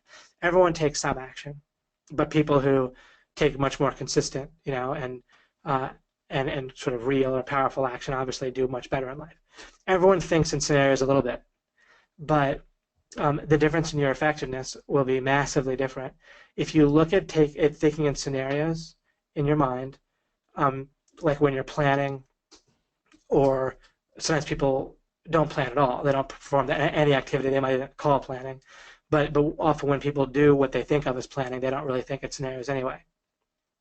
So when you're thinking about stuff, then it's as different as a person who just thinks about something versus taking action, like the yoga mat store example. It's just as different as those two people. If you just sort of think thoughts, think how you feel about this, think about this, think about kind of planning, but just sort of like, oh yeah, that'll work, and yeah, then I'll do this. This is kind of like that step-by-step plan that Rick asked about with that great question that I spent a webinar and some more of another webinar on. When people make what they call a step-by-step plan, they're really not thinking in scenarios. They're not really thinking and immersing themselves in what would really be going on in sort of a three-dimensional way. And I'll do this I'll work through examples of thinking in scenarios with you plenty, and I'll keep pointing out when I do it. So I'm not going to give you another example of thinking through in scenarios right now, but I want to point out to you that doing that, thinking in that way, is a night and day difference in your effectiveness in life, your planning. But as we saw, you can't even play to win if you don't plan properly, can you? Like, playing to win isn't just a mindset. It's not just a decision that you make where you're like, yeah, I'm going to play to win now with this thing. That isn't playing to win. That's the same as a guy who thinks about, or a woman who thinks about making a yoga mat stroke but doesn't take any action. Just saying that you're planning, but not working through in terms of scenarios, playing it forward, backward, looking around sideways, adding an element into the scenario. What if I do this? What if that person does this? Then how will that change things? What if we take this out? What if I ask them what their marketing budget is and they don't have an answer for me? Then what? What if? Add alchemy. You mix in something, you take out something, and see what would be different, and you play that forward. Then you add something in and play that forward. Or you add something in and look sideways for, what else? That's thinking in scenarios, and that's what I do a lot of when I say I work on preparing here. That for these alchemy, I do a lot of thinking in scenarios. It doesn't mean that I end up figuring out exactly the whole script of what to say and having an exact structure each time, but it does mean that I'm discovering good ideas that are what they are, right? What you're getting. Anyhow, anyway, I get as far as I got. But when you think it's scenarios, it doesn't mean you figure everything out and that you get everything right and that you get every answer. But it's wildly more effective than it's basically ineffective when you don't do it. You're really not planning. You're just feeling like maybe you are. Just like a guy who thinks about building a business but never takes action. So that may hit you pretty hard and be pretty profound, is that you're not taking action in parallel when it comes to thinking if you're not thinking in terms of scenarios. And so you want to start intentionally doing that as consistently as you as you will. But excellent. I'm glad I got a chance to express that, and I'll leave us with that for the monologue portion of this webinar. And then we can talk a little bit, and that'll be that. Wow, a lot of people on today. Let's see here. Maybe I'll start at the end and work my way back up a little bit. Just walked in late. Will there be a replay posted? Of course, always, Dave, always. Yes, I am, in fact, recording. Good, I didn't forget. Just checked. David, Chad writes, is thinking in scenarios a specific way of seeking understanding and building a foundation? It definitely is the effective way to seek understanding, or it's one critical ingredient in terms of seeking understanding for sure. There's some other ingredients I want to give you. One of the things I'll talk about coming up, I don't know if I'll get to it on the next webinar or not, but I want to develop the idea that truth inherently involves the concept of matching, right? And I've also referred here and there to the idea of mismatching or disproving the opposite. If you can boil something down into it's either this or it's not this, and then that one set of the it's either raining or it's not raining, and if it's clearly not raining, then it must be raining. That's a kind of a lame example, but I did this with our consciousness field. We're either aware of something or we're not. It's ludicrous to say that we're aware of nothing, right? So we're aware of something, and that something we're going to call the consciousness field. So truth involves matching, and it involves mismatching the opposite, and that's the kind of thing that I'll develop. And that's going to be an important, another example of an important ingredient about the method of knowing what's true. But scenarios are another very important ingredient.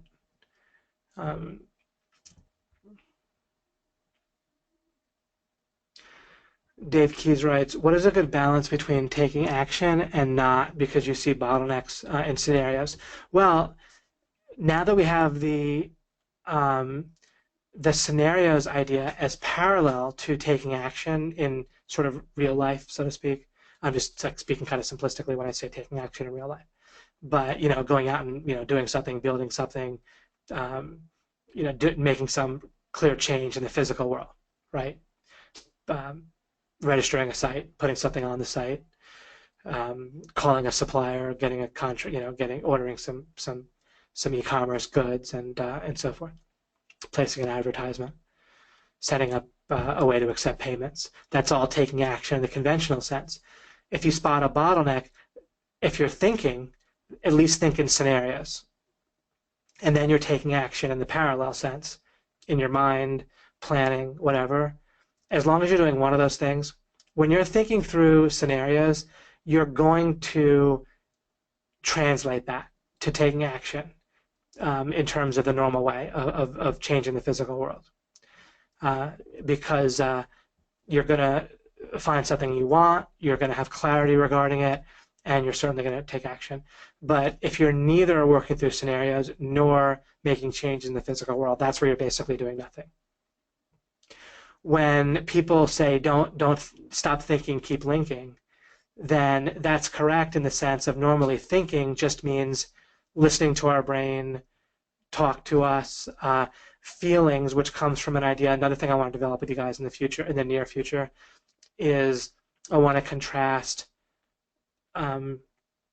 seeking understanding properly and thinking in terms of scenarios with normally the way the mind works is by default it twists the idea of understanding into an idea of fitting, and it tries to fit new concepts, new or potential actions into its existing categories, into its existing box, and so forth. People will feel like they understand. They'll say, oh yeah, that fits. And now, interestingly enough, the blurrier a concept is, the easier it is to make it fit, right? Like if you're playing cards and you have a joker, right, a wild card, then it's easier to make a pair, right, or to make a full house, right? The blurrier something is, the easier it is to make things fit. So your mind twists understanding, and I'm giving you just a preview of something that I plan to talk about later, but your mind twists the idea of understanding. It's like a twist the idea of good. Understanding inherently is something that has a different meaning in terms of the world, the realm of consciousness field, versus the realm of reasons where your mind is. It twists the idea of understanding into something that fits into its existing model of the world. And therefore it likes blurriness because it's easier to fit stuff. And then it'll give you a feeling like you understand if something fits. Instead, we want to go for clarity and have understanding be based on not on something feeling like it fits. And I say all that because normally when I talked about when people say stop thinking, keep linking, often when it comes to thinking, people are just feeling whether something fits, feeling whether it fits into something we feel like doing already, or we're just worrying, right? We're just hearing our brain is like, oh, what if this, what if that? So just fretting and anything that doesn't have to do with scenarios, that's an ineffective form of thinking. And so that's why people say stop thinking, take action, and so forth. Pretty much anything's better than sitting around doing the wrong type of thinking. So either think in scenarios or make change in the physical world, and the whole way you're seeking to understand better whatever you're doing. Bottlenecks pop up all the time, right? And bottlenecks are a great way. Thinking in terms of bottlenecks is excellent. You want to think in terms of bottlenecks. You want to use thinking in scenarios and taking action and getting understanding that way to break bottlenecks, right? And you want to stack breaking of bottlenecks. That's what breakthrough stacking is and means, and what I have a whole series about. But I'll be doing kind of the alchemy, the new version of talking about that over time, I believe, too. Neil Gregory, I do a lot of thinking in scenarios, but not about business. And most of the what ifs are negatives. Now, it's okay if the what if, yeah, anyway, just don't get stuck. Remember, if it's a scenario, be careful. Don't confuse a movie that gets stuck or like an image. Don't confuse thinking in pictures with people say, oh, I think in pictures.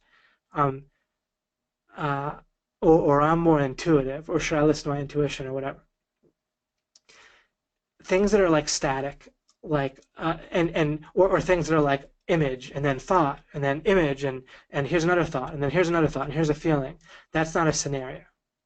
A scenario is, when I say scenario, another thing that gives you a hint about scenarios is think using alchemy, and by that I don't mean this course exactly. I mean the core concept of alchemy, or the illustration that is alchemy that I talked about in like the first or second webinar, where I talked about the idea of you add an element. You start with something that's quite clear, a scenario that's kind of simple. Like, okay, I'm sitting down, the client is sitting down, and we're talking. That's a very simple starting point. And then you start to add elements, okay, or a question. Well, what do they want? And then you have an answer to that. You might think, well, what do they want?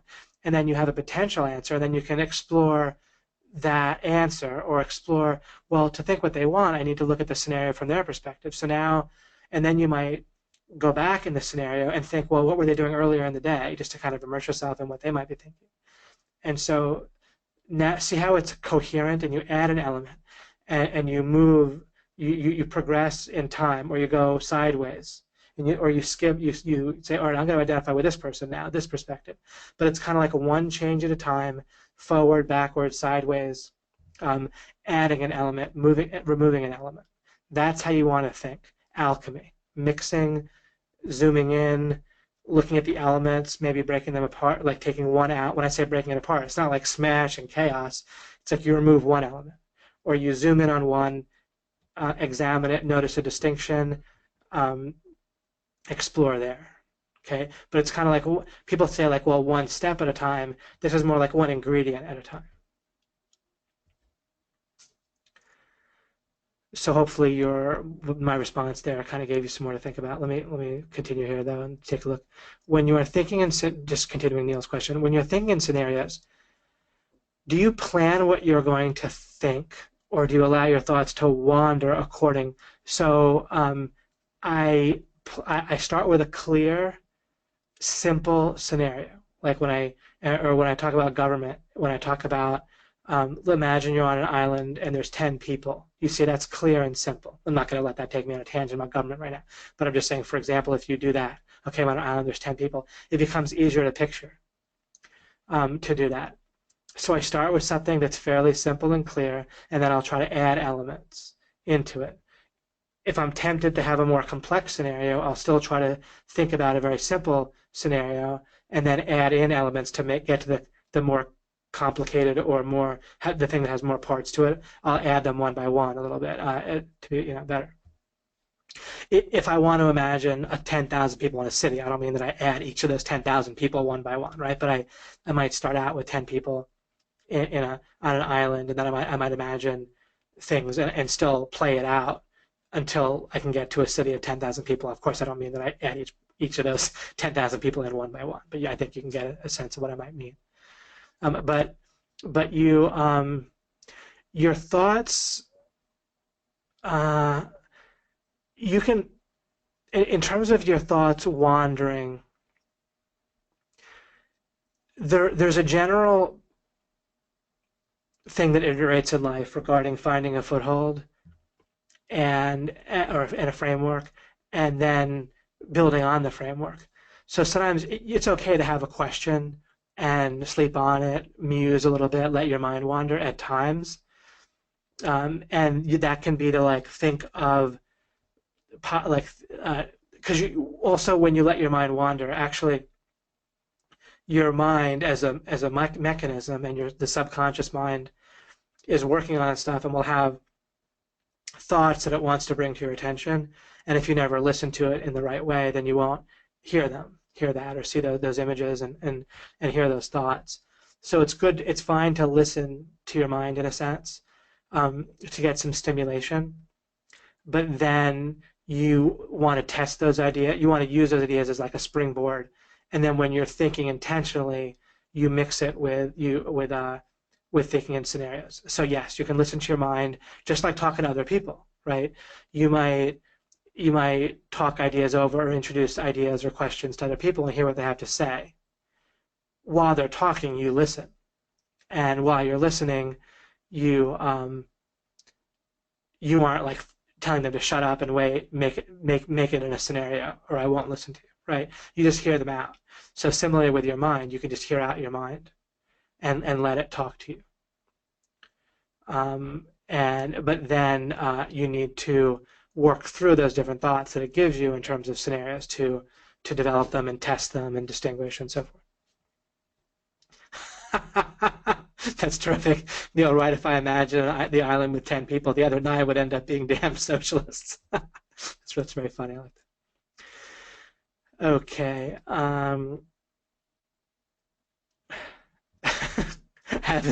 I don't know the characters in Fiddler on the Roof, Dave wrote. Sometimes I feel like Tevye and Fiddler on the Roof.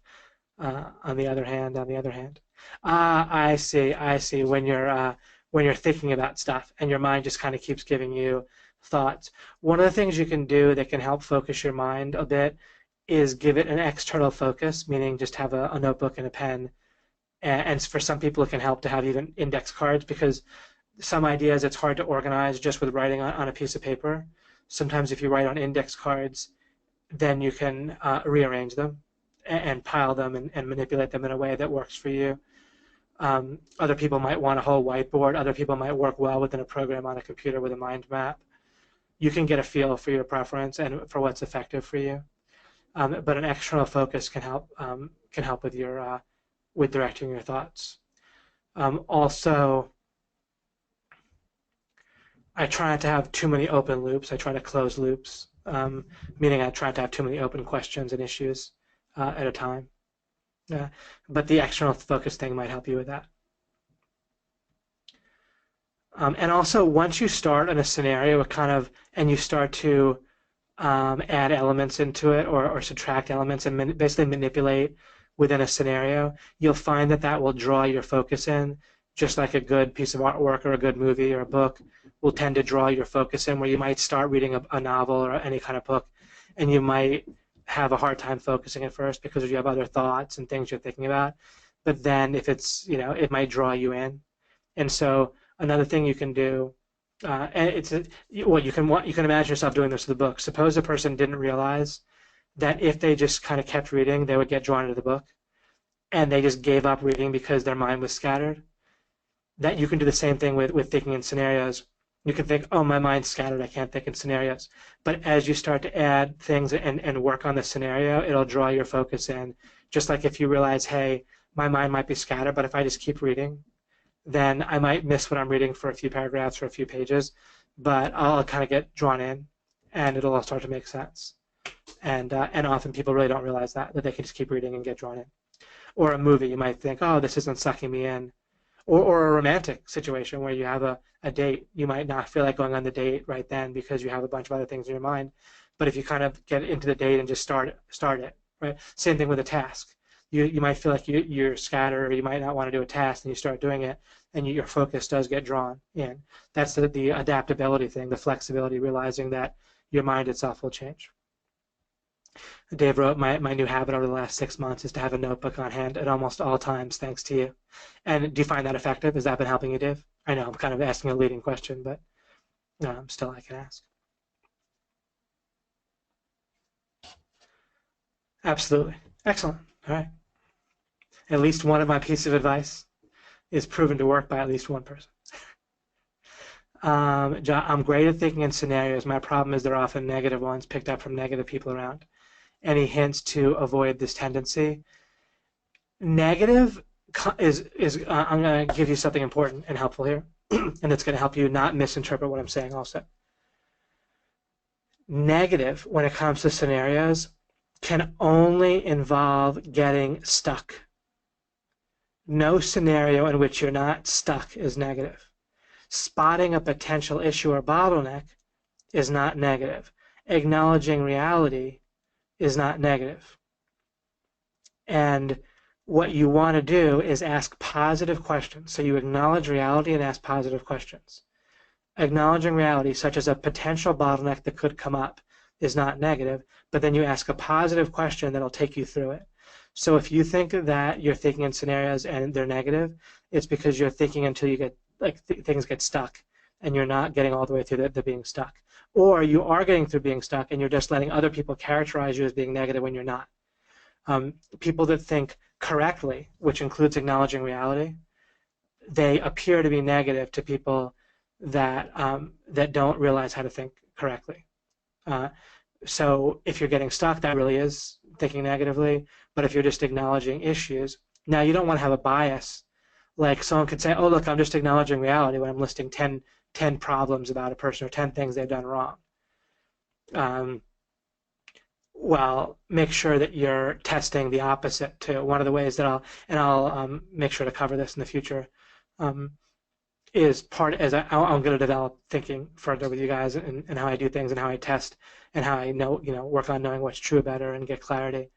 But you should always be testing the opposite consistently. So if you're saying, oh, I'm just acknowledging reality, and you have like 10 negative things in a row to say about somebody, then you want to stop and think, well, what about the opposite? What if I ask positive things?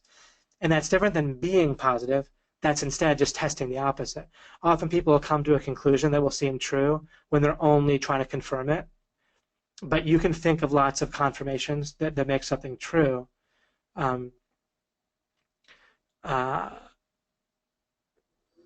Like, I'm a competent person who always wins, and you can think of 10 times when you've won. But if you stop and you realize and have a habit of saying, wait a second, do I lose sometimes? You're like, oh, okay, there's sometimes I lose. And then you realize, then you don't even have to conclude sometimes I win, sometimes I lose. Then you can try to think, all right, let me try to look at this objectively. How often have I won? How often have I lost in the last 10 year? That might be an irrelevant question. Then when you ask that, you might think, well, where am I going with that? And that doesn't do much for me. But there might be a different type of question about someone and you're thinking about whether to work with them.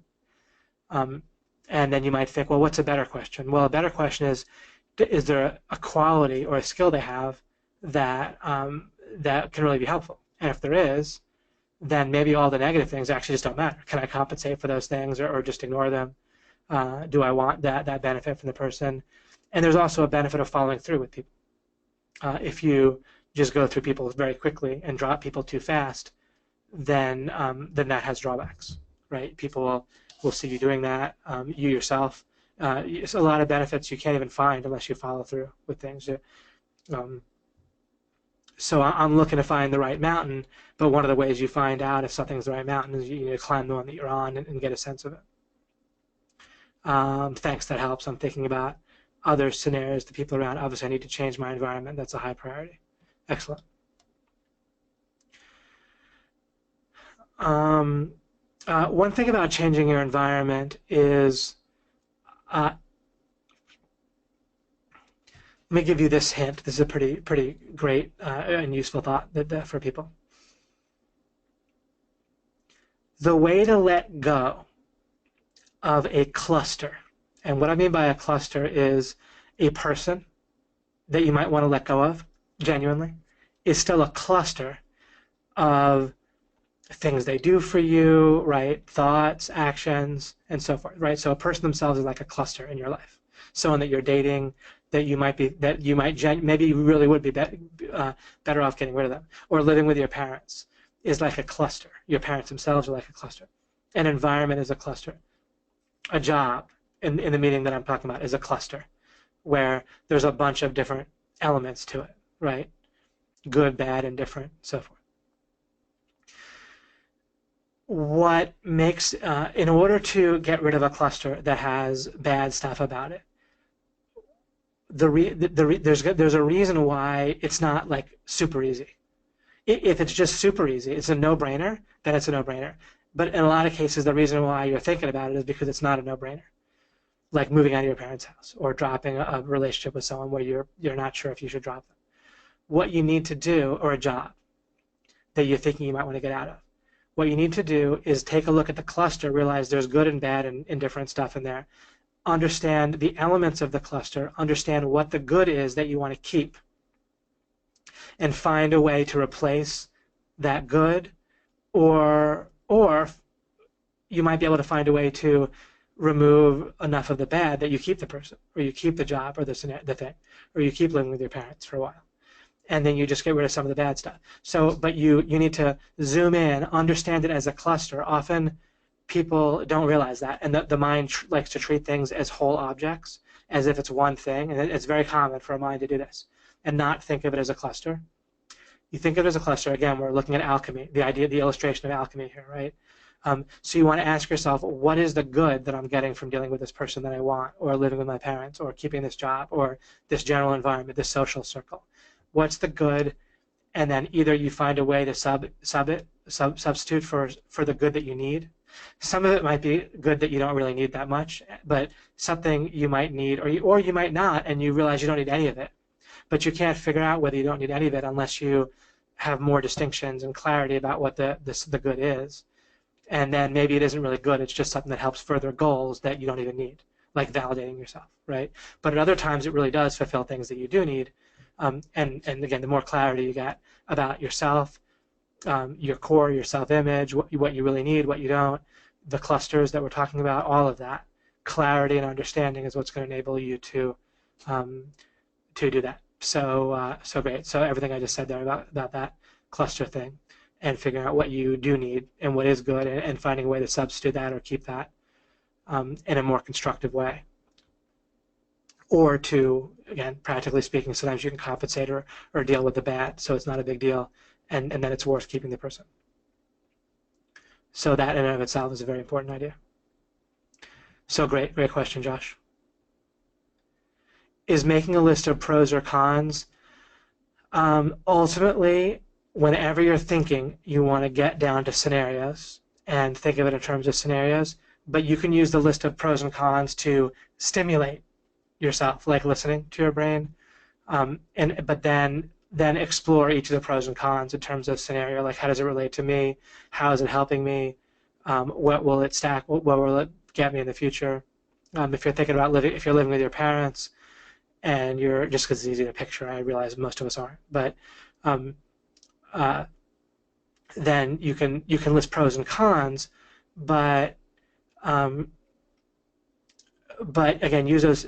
You're not done. You haven't taken action until you think through the scenarios. So if a pro is that you don't have to pay for rent, then you can think about. Then you think, all right, well, how much rent how much would it cost to live on my own? And you'd have to think about. You might, as you think through the scenario of living on your own, you might realize you just need to Google and make some phone calls and find out how much some apartments are. Then you can think through how much do I really need to have an apartment, right? When I moved out of my parents' house, I moved out. I stayed with them the summer after college, after I graduated. So I was like 22, and then I moved out after that. And I lived in a very cheap efficiency apartment, right, near the University of Virginia. That was like $250 a month back in 95 or 6. And I got to the minimum, that I could do. Oh, at first actually it was a $250 because I shared it with a roommate. And so I lived with a roommate. That was still way better than living with my parents. They're wonderful, loving people, but there's just a way that parents look at a child that really kind of keeps them limited, right? And there's like judgments and stuff that they don't even mean to make. But anyway, you can think through and then play it out in your mind, and then you'll naturally take action. Right, and you can see how naturally, as you think through the rent part and you imagine that, you immediately you'll find yourself dialing the phone and finding out what the rent is, and looking into different places. Then you're taking action in the physical world, right? Scenarios lead to that. It's just this non-scenario thinking that leads to being paralyzed and not taking action in the physical world.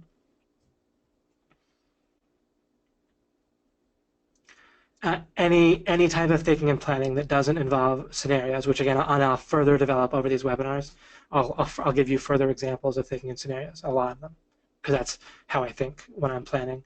I don't mean I do it every second. Just like you don't take action in the physical world every second. Even if you're a real motivated person, you rest sometimes. You do recreation, which you can move your body, but you wouldn't call it taking action. Right, so it's not like I'm always thinking in scenarios at all times. I relax other times, and so I listen to my mind, but I do a lot of it.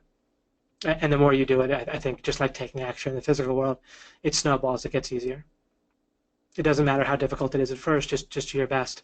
And the same as taking action, it'll snowball on you.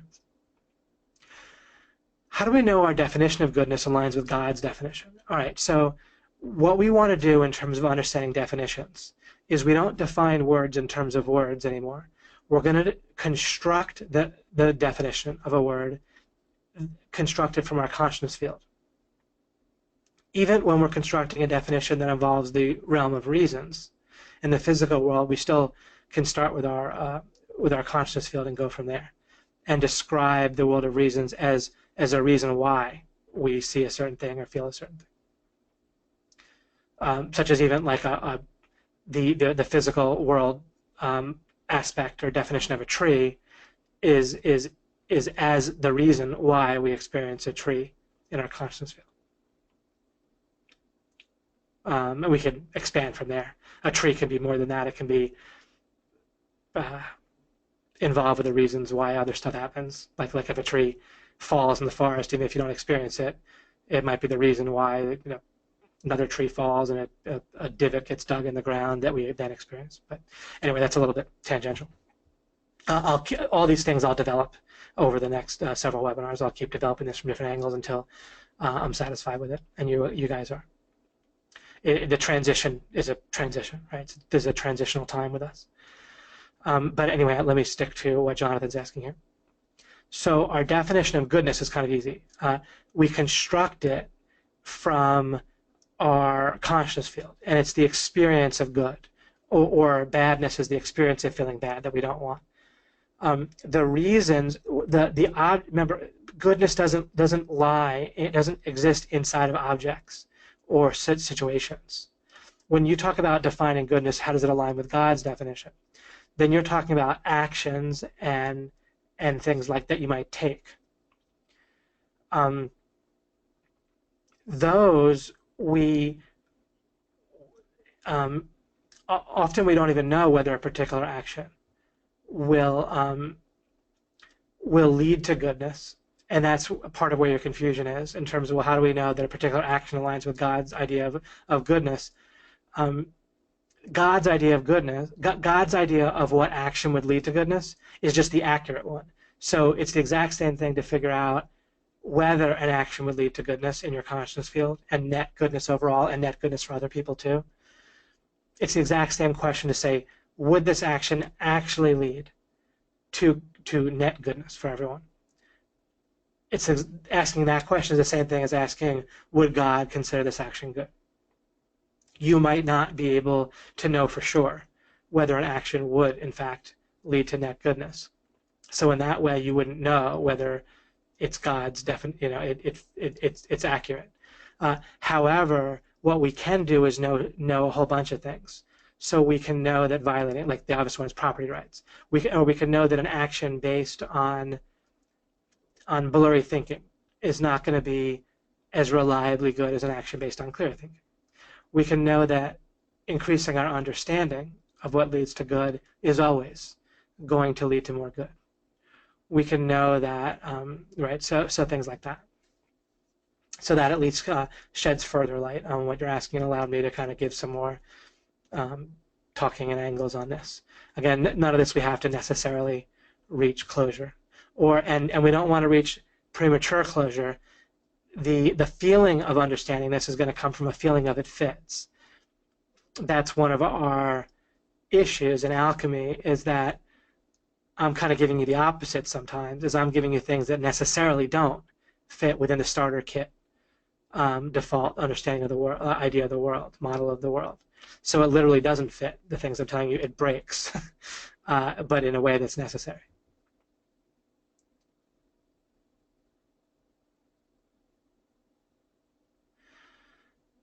The difference between what I'm saying and utilitarianism is that utilitarianism still is in the default view of the world.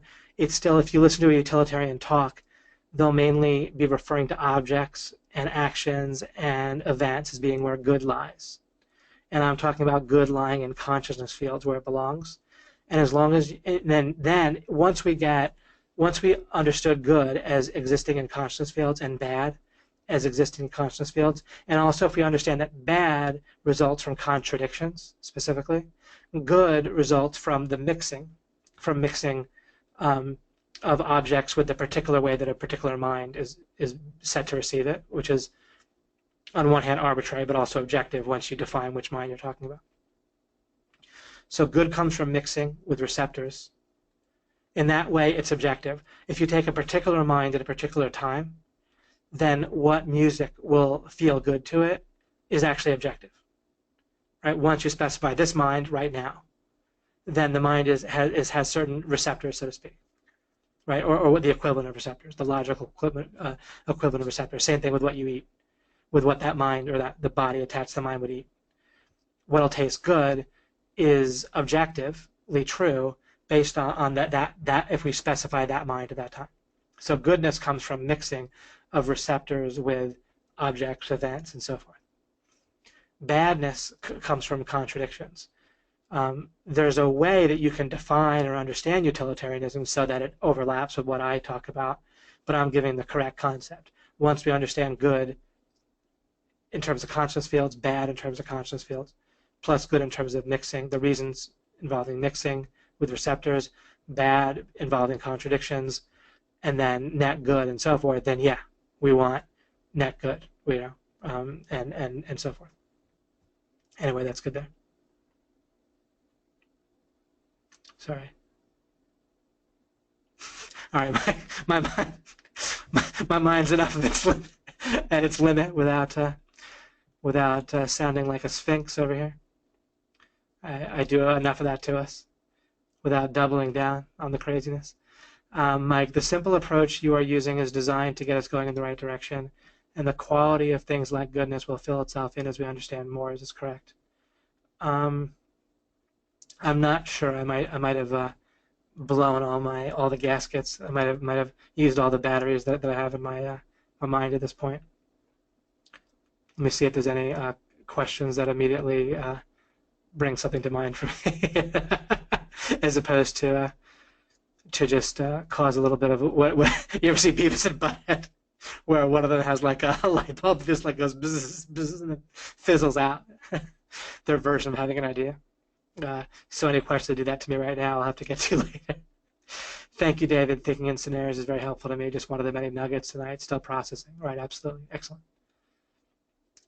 New note on my computer. Excellent. Exactly. And listen, before we get answer, okay, let me say this. This will be kind of tangible. When I was teaching magic strategy, in Magic, right? I don't know if you guys can picture Magic, the card game. You can look up David Mills' Magic Finals and probably find a video of me playing it back when I was much younger. But you can get to, or you can think in terms of chess. Chess might be easier for people to picture. If you have like a bunch of pawns that turn into queens and you have like 10 of them, and the guy has like one king left and you've taken all the rest of his stuff, I don't even know if that's possible to how many, whatever. Let's say you have 3 queens and they have a king, then that's like a hard lock, right? You're just gonna be able to checkmate them no matter what. And there's no way they can stop you, essentially, as far as I know, unless there's a way for them to stalemate somehow where you can't move. That might be a stalemate. If we stipulate that that's not the question that you're automatically going to win, then that's like a full hard lock. Then there's something like a soft lock where you've gotten to a point where there's pretty much no way that you can win. Like if you take your opponent's queen in chess and you and your opponent have at all equal skill to any degree, and you're not immediately in a terrible position like with the next couple moves or whatever, then that's sort of like a soft lock. Or if you're up by like a queen and a bishop, or a queen and a knight, like a queen and one other thing, if you're up by that, then you're at a point where it's not a full hard lock, but it's pretty darn impossible to lose. That's like a soft lock. And then what was really helpful in actual practice in real life with people was introducing, neither a soft lock nor a hard lock are particularly helpful in practice to have a grasp of, because everyone else has the same grasp of it. So it doesn't really give you much of an advantage. We all understand that we'd rather be a queen and a rook over our opponent in chess, right? That doesn't, just knowing that or having that pointed out to us isn't going to help us much. But what in practice is very helpful to people is this idea that I coined the term a semi-soft lock. And what I showed people how to do is to identify in Magic, and I'll try to give it a sense in chess. Maybe being chess, you're up in a certain way, where it's the tiniest of advantages in one sense, like perception-wise, or it's really easy to get to. Like if you really focus, or if you in Magic, if you understand what I'm saying, if you build your deck to really be very focused on getting to an advantage, but that's pretty easy to achieve. But then if you achieve it, you're so set. And by the way, our OMG is built this way with like search engine optimization. There's a certain search engine optimization is something that if you really focus on, you can achieve it. You can be good enough at it that you can get results with it. At least in this day and age, right? In this world, the way it is now, and for the foreseeable future. So it's set. The reason it's so effective is it's built like a semi-soft lock, where it's very achievable if you focus on it, and once you achieve it, if you just behave competently at that point, then you're going to monetize it in some way over time as you keep working at it. So if you focus, you can get to it, and then if you behave competently at that point, you'll win, which doesn't necessarily mean beating someone else. In Magic, it does, but you know what I mean. So this idea of the semi-soft lock, something that you can really go all in on to focus, but it's so doable ultimately. And I would do this, and this is how I would win constantly in Magic. Yeah, not in every case, but you know, much more than most people would, and so at that point you get to the top of the world. You find that most achievable thing, but that's also going to give you an advantage. That the characteristic of it is, if you're just competent at that point, like reasonably competent, not like hyper competent, just reasonably competent. Once you achieve it, then you're just going to achieve your objective. So like, what's the smallest threshold that you have to get over? Where once you get over that, you just have to kind of, you can kind of stay in the box after that, but not like just, you know, commit suicide or whatever. But if you you don't really hardly have to get out of the box after that. Then you're gonna get your objective. That's the semi-soft lock. And then the question is to know to look for that. Once you realize that's the question to ask regarding whatever in life, and even this can apply to relationships and romantic relationships. So like, what's that thing that I can get to, that if I really focus I can certainly get to it, and then if I'm just competent after that, I can get my objective. That thing iterates in life, where if you look at life that way, it's extraordinarily effective. Semi-soft lock. So I realized something in life a while ago, and that if you just ask the right question, like basically I realized that, this will sound trite, but it was weirdly profound the way I realized, and very effective. Problems have solutions. People really spend, this is so much like the play to win idea of people limit themselves so much by wondering whether a problem might have a solution. And if you just discard wondering whether problems have solutions, and you just think that problems do have solutions, then it's just a matter of asking the right question. So what I realized is that asking the right question is a semi-soft lock. And if you look around you just this week, if you watch your own mind perhaps, and then if you watch others, what other people are doing in life is they're going for the soft lock or the hard lock. Meaning basically they want a source for an answer, which is like a soft lock, or they want the answer, which is like a hard lock. But they're only satisfied with one of those two things: a source for an answer, or the answer. That's the soft lock and the hard lock. That's what everyone realized they wanted Magic too.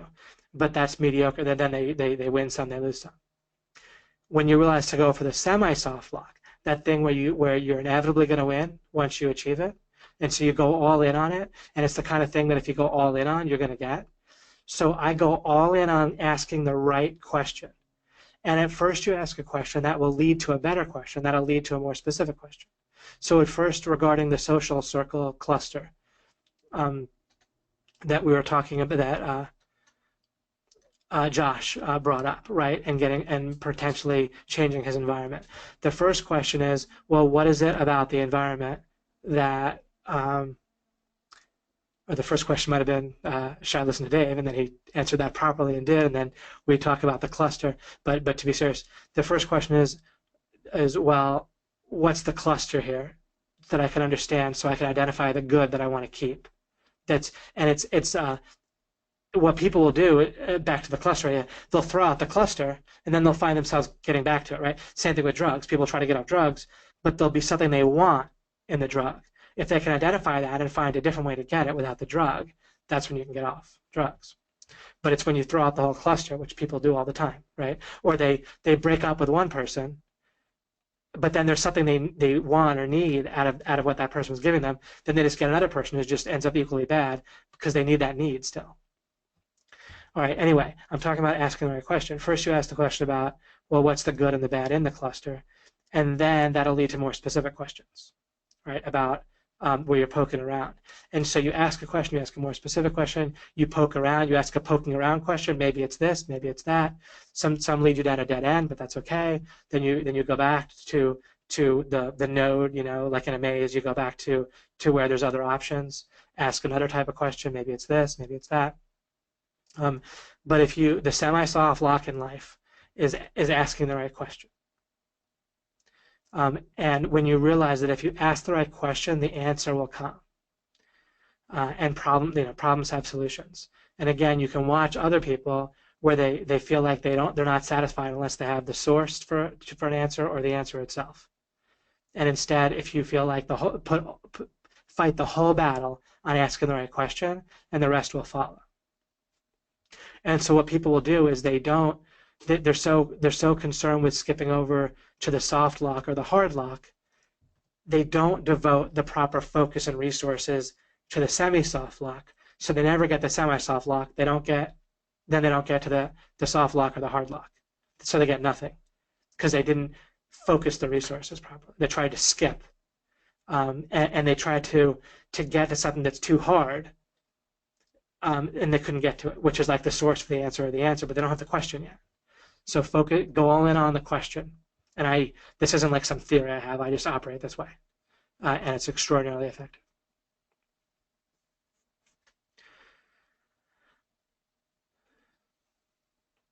Where was I talking about on that? Not sure what question I was on, but it's all good. I'm glad I covered that. Shima asks, could you walk us through thinking through a scenario, maybe something you've done recently, or perhaps my situation of playing cards with the boys? How would you work through a scenario where playing cards with the boys could be a win-win and fun for all? Okay, cool. That's a good question. 37 minutes ago. Well, I'm behind. Okay, well, let me drink for a second and relax for a moment, and then I'll do that.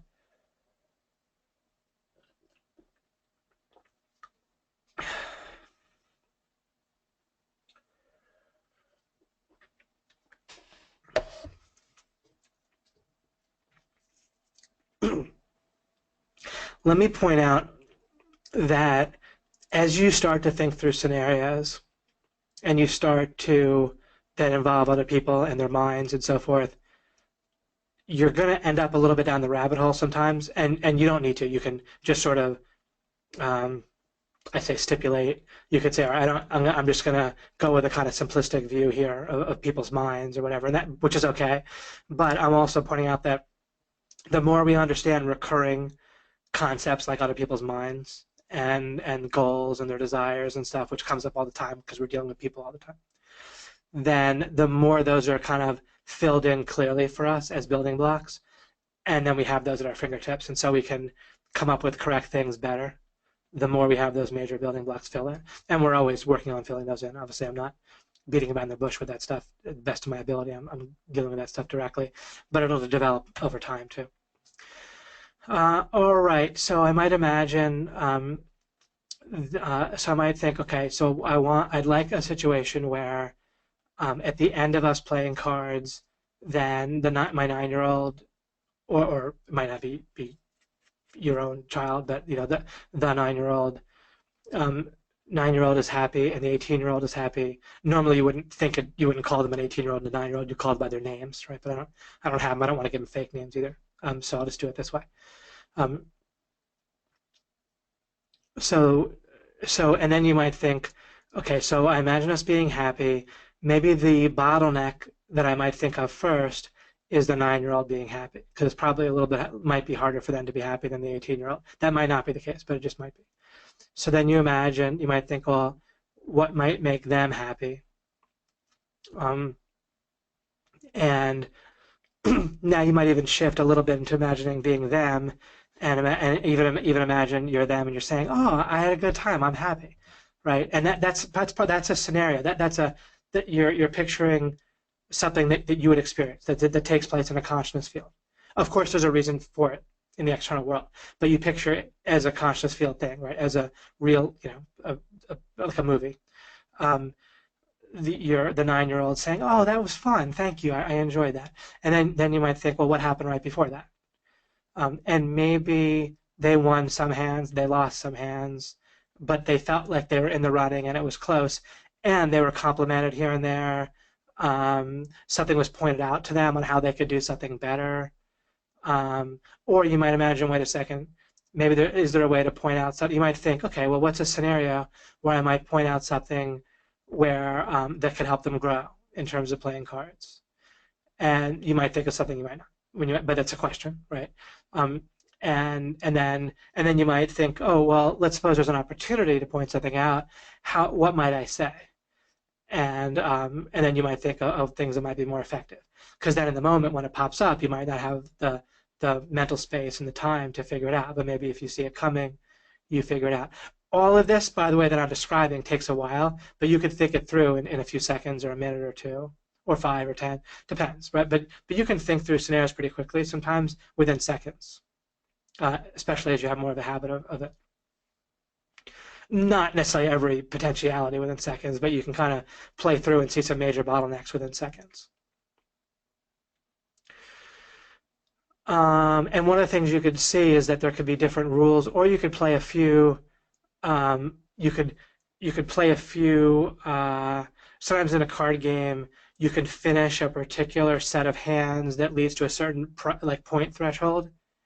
Like, let's say you played, I don't know, 50 points or 100 points, which means nothing. I haven't defined the game, but I'm just giving that helps to still picture it. You played at 50 points. Instead of playing to like 200 points, you played at 50 points 4 times, and that might allow each person to win. And at some point, you and the 18-year-old might recognize that it might be nice to kind of basically let the 9-year-old win, at least one of them. Or not, just depending on their things. So maybe everyone you try to engineer it so everyone gets a chance to win a little bit.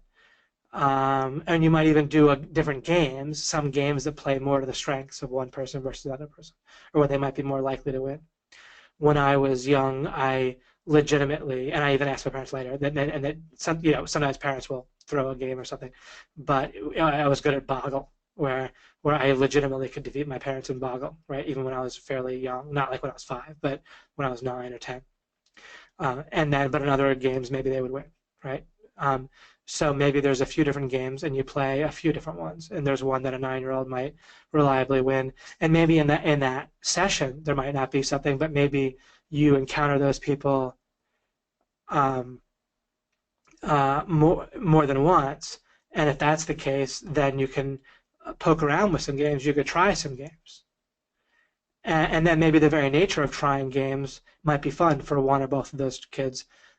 And it might make them less invested in whether they win or not if you're trying something new. And you might discover something. And what I'm doing now is working through scenarios. Now, when I talk about working through a scenario, that's a little bit different than working through a scenario in the sense that I'm talking to you and what comes to your mind, and my description of what's in my mind is not what I'm imagining itself, but it's close enough that this should give you a decent indication.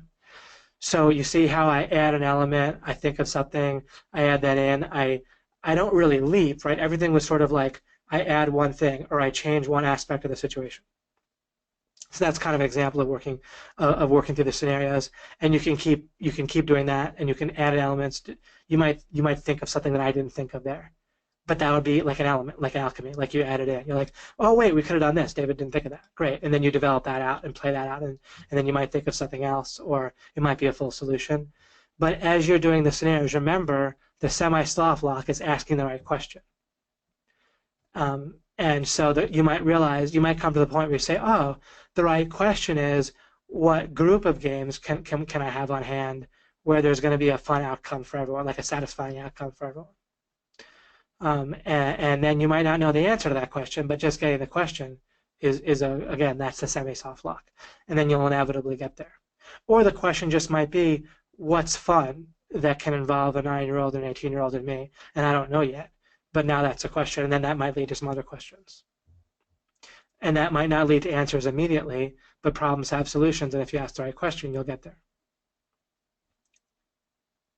So Gary writes, so thinking in scenarios is strategic planning. Yes, it's strategic planning done properly involves scenarios. Now, you can write things down as you're doing it. You can do some math, you can write down some notes, and so forth. But the writing should be grounded, just like I said you should construct the definition of words based on scenarios in your consciousness field and so forth. But basically scenarios is where you construct the definition of words from scenarios. And I'll give you more examples of that in the future. Similarly, when you're writing stuff down regarding planning, let's say you make a business model and you say if we make 100 sales, then if we charge this much, it would be that much, and we might, and what would it take to fulfill it? And here's a question, I write that down. It's based in scenarios, right? Like the writing is notes and thoughts and math that you're doing that's an outgrowth of thinking in scenarios.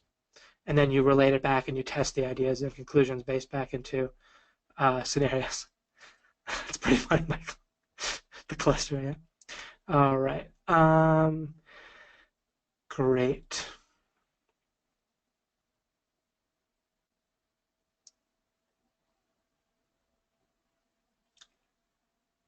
Let's see if I can wrap my head around what Mihira is asking here. In terms of truth, I was reading a book about how the material world as we know it is made of a priori categories, and as such, finding truth is to discover these categories. And would this be the same thing as reason? Well, if someone's talking about truth properly, they need to distinguish the consciousness field or something that's exactly identical to it but named differently, and then the world of reasons. And I don't know that the world of reasons is made of categories. I've been thinking that the idea of categories, that word, that concept, is going to be important. It's going to be important regarding thinking, scenarios, words, and so forth. I'm still working on that myself in terms of understanding categories better. Maybe I discover some things I haven't. That would be terrific. If you can give me the name of the book, I might check it out if you want to give the book itself. So I could read it. Whenever I've read something that might be close, then they end up not being. And I don't think I have a bias. Like I don't think I want to be all unique. I think the reason but I might not be right. Maybe there is some. But I could tell you that it's certainly relaxing and not having to teach this because people already have it seems to feel great to me when I imagine doing that. So I don't know that I have too much of a bias. I don't imagine adoring crowds chanting my name or anything like that. The View of Life, okay, I very well might check that out here. But anyway, whenever I read stuff, they just don't end up being close. And then I point out that I don't think something else is close, just so you have kind of an open space in your mind for what I'm talking about, so you don't project on top of it.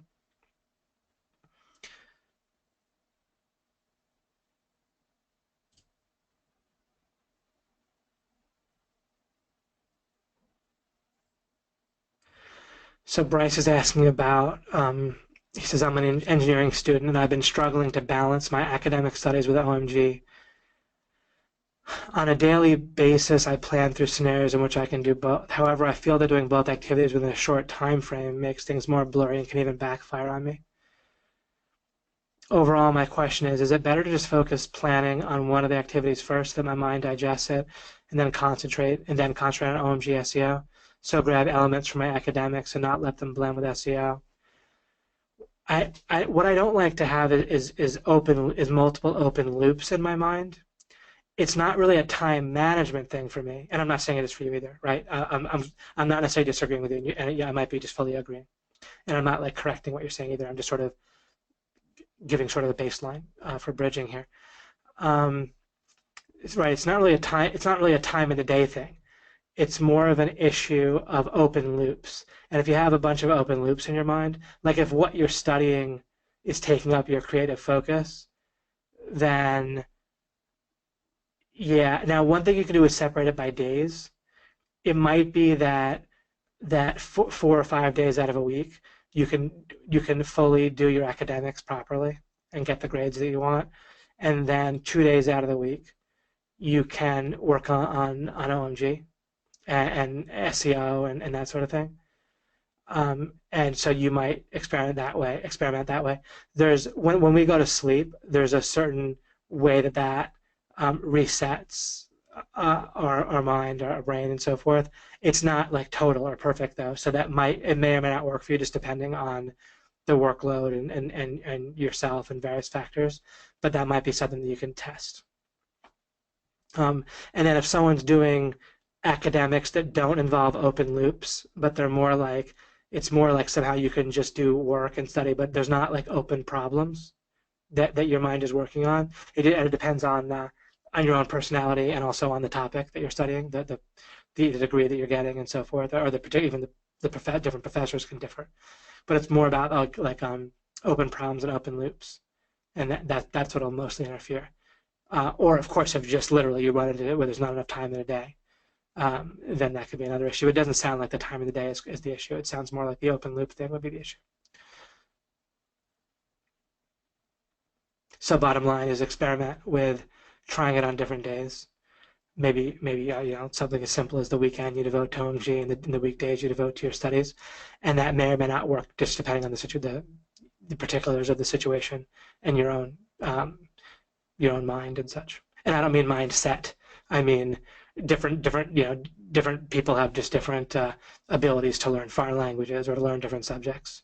It's for some people it just flat out takes more time than others. Right? I have a fairly easy time with some subjects, and other subjects it would take me a lot more time, and everyone is that way regarding different subjects. Jonathan asks, when you think of yourself inside these scenarios, and of course it's like a representation of myself, right, or like an avatar or whatever, is it just like you might do in terms of a video game, right? You're thinking of yourself, your avatar, your character in a video game. Is it important to do this in a first perspective point of view? Actually, what you want to do as a general rule of thumb, not just with this, but in general, is looking at things from different angles. So first perspective, first person, out of your own eyes, and then you can also mentally step back. Don't identify with your typical body and brain, and you can look from a different perspective or viewpoint. As a general rule of thumb, multiple angles. Multiple angles are just like when I talk about alchemy, like you change one thing at a time, you add an element, you subtract one. Looking at something from a different angle is the same type of thing I'm talking about, where you add an element or you subtract an element, like the alchemy idea. A different angle is equivalent to adding an element or subtracting an element. Sometimes when I think of myself taking action, it's me watching myself do that particular task. Outside looking in. Would this limit the effectiveness? Oh, there's an NLP truth, which is like if you imagine yourself from a first-person perspective, like out of your own eyes, like on a roller coaster, like going up, up, up, up, up, up, up, and then you're about to zoom down, and you imagine zooming down. That'll feel different than if you just imagine yourself imagine watching your body, but you're something else watching your body on a roller coaster. You'll feel different. If you want to feel, so how you're identified, and that is another thing I actually plan to, it's a concept I'm working on. I've been working on for years and I have insights into it, but I'm looking to get even more clarity for you guys on the benefits and drawbacks or just distinctions regarding identity and what you identify with at a particular moment and the benefits and drawbacks of that. Some things I know just offhand are if you identify with something, there's a certain way that you can get in flow and feel how it feels in a way that you can kind of steer in a way that you wouldn't realize to steer otherwise. But a drawback to identifying with something is you kind of take the configuration of that something for granted. So simplistically put, it's hard to change your mind if you're identified with it. So if you want to change core beliefs or your mind, you want to disassociate from your mind. That's why it's so important to understand ultimately that you're not your mind, so you're able to fully look at a perspective where you're not your mind at all, so that you could change some of your deepest core beliefs and norms about how you should think and so forth. So that's kind of a preliminary. Some quick thoughts on that, and then I'm going to look to develop different things that I mentioned there more in the future. Okay, in your process, can a scenario start with a question? Sure, yeah. But really, okay, let me look at what your example is. My question currently to myself is, how can I best improve? It's more like you start with a question, and then you start developing the answer with a scenario, and then the scenario can lead to more questions, it can lead to answers. So it's sort of like the process of thinking. It start with a question for sure. And along the way, you can identify better questions. Like scenarios, one of the outputs, if you think of them like a machine that has outputs, that makes widgets, scenarios make questions, and then questions make answers, but the answers also come out of scenarios. Like thinking properly involves scenarios, period. And so you get better and better questions, and then either you'll just immediately reach out and grab the answer, it'll just be obvious, or you'll be thinking through a scenario. Really, another way to look at it is when you ask a specific enough question, often the answer will just reveal itself like right away. But however you want to look at it, you start with a question, you use scenarios to pursue a question. That'll lead to more questions and better questions. It'll lead to answers, revelations, and then eventually it'll all just fit into place and you'll be taking action. That might lead to more questions than you think in terms of scenarios when you're thinking on purpose, like planning, and so forth. You can boil the planning and thinking and acting part of life down to taking action, like in the physical world, doing scenarios, and then listening to other people, to your own mind. My question currently to myself is, how best can I improve my WordPress website skills daily? What actions will move me forward most skillfully?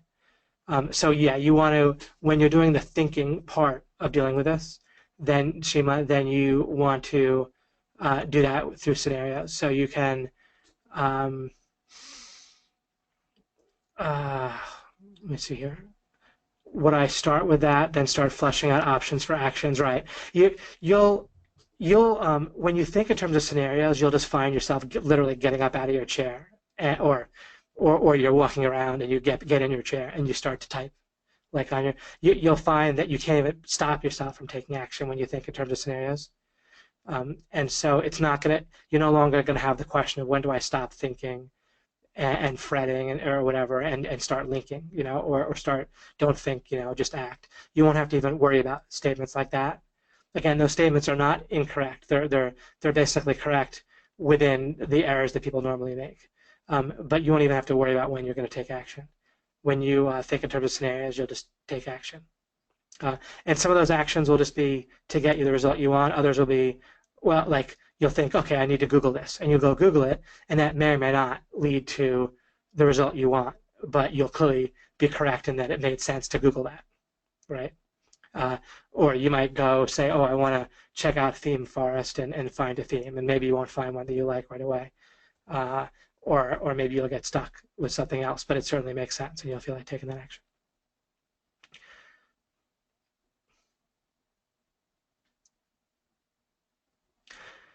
And when I revisit this and notice I didn't take the actions I recommended and imagined, then how would you zoom in on blockages, etc.?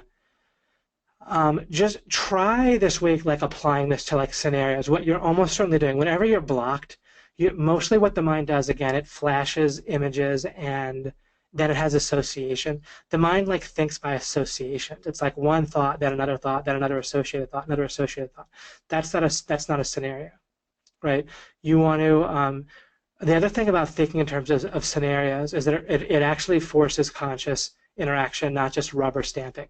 Normally people rubber stamp their mind's thoughts, one way or the other, and they don't realize they're rubber stamping it, but they are. When you're thinking in terms of scenarios, there's nothing to rubber stamp. You're automatically going to be consciously involved properly in what you're doing, and it'll really work.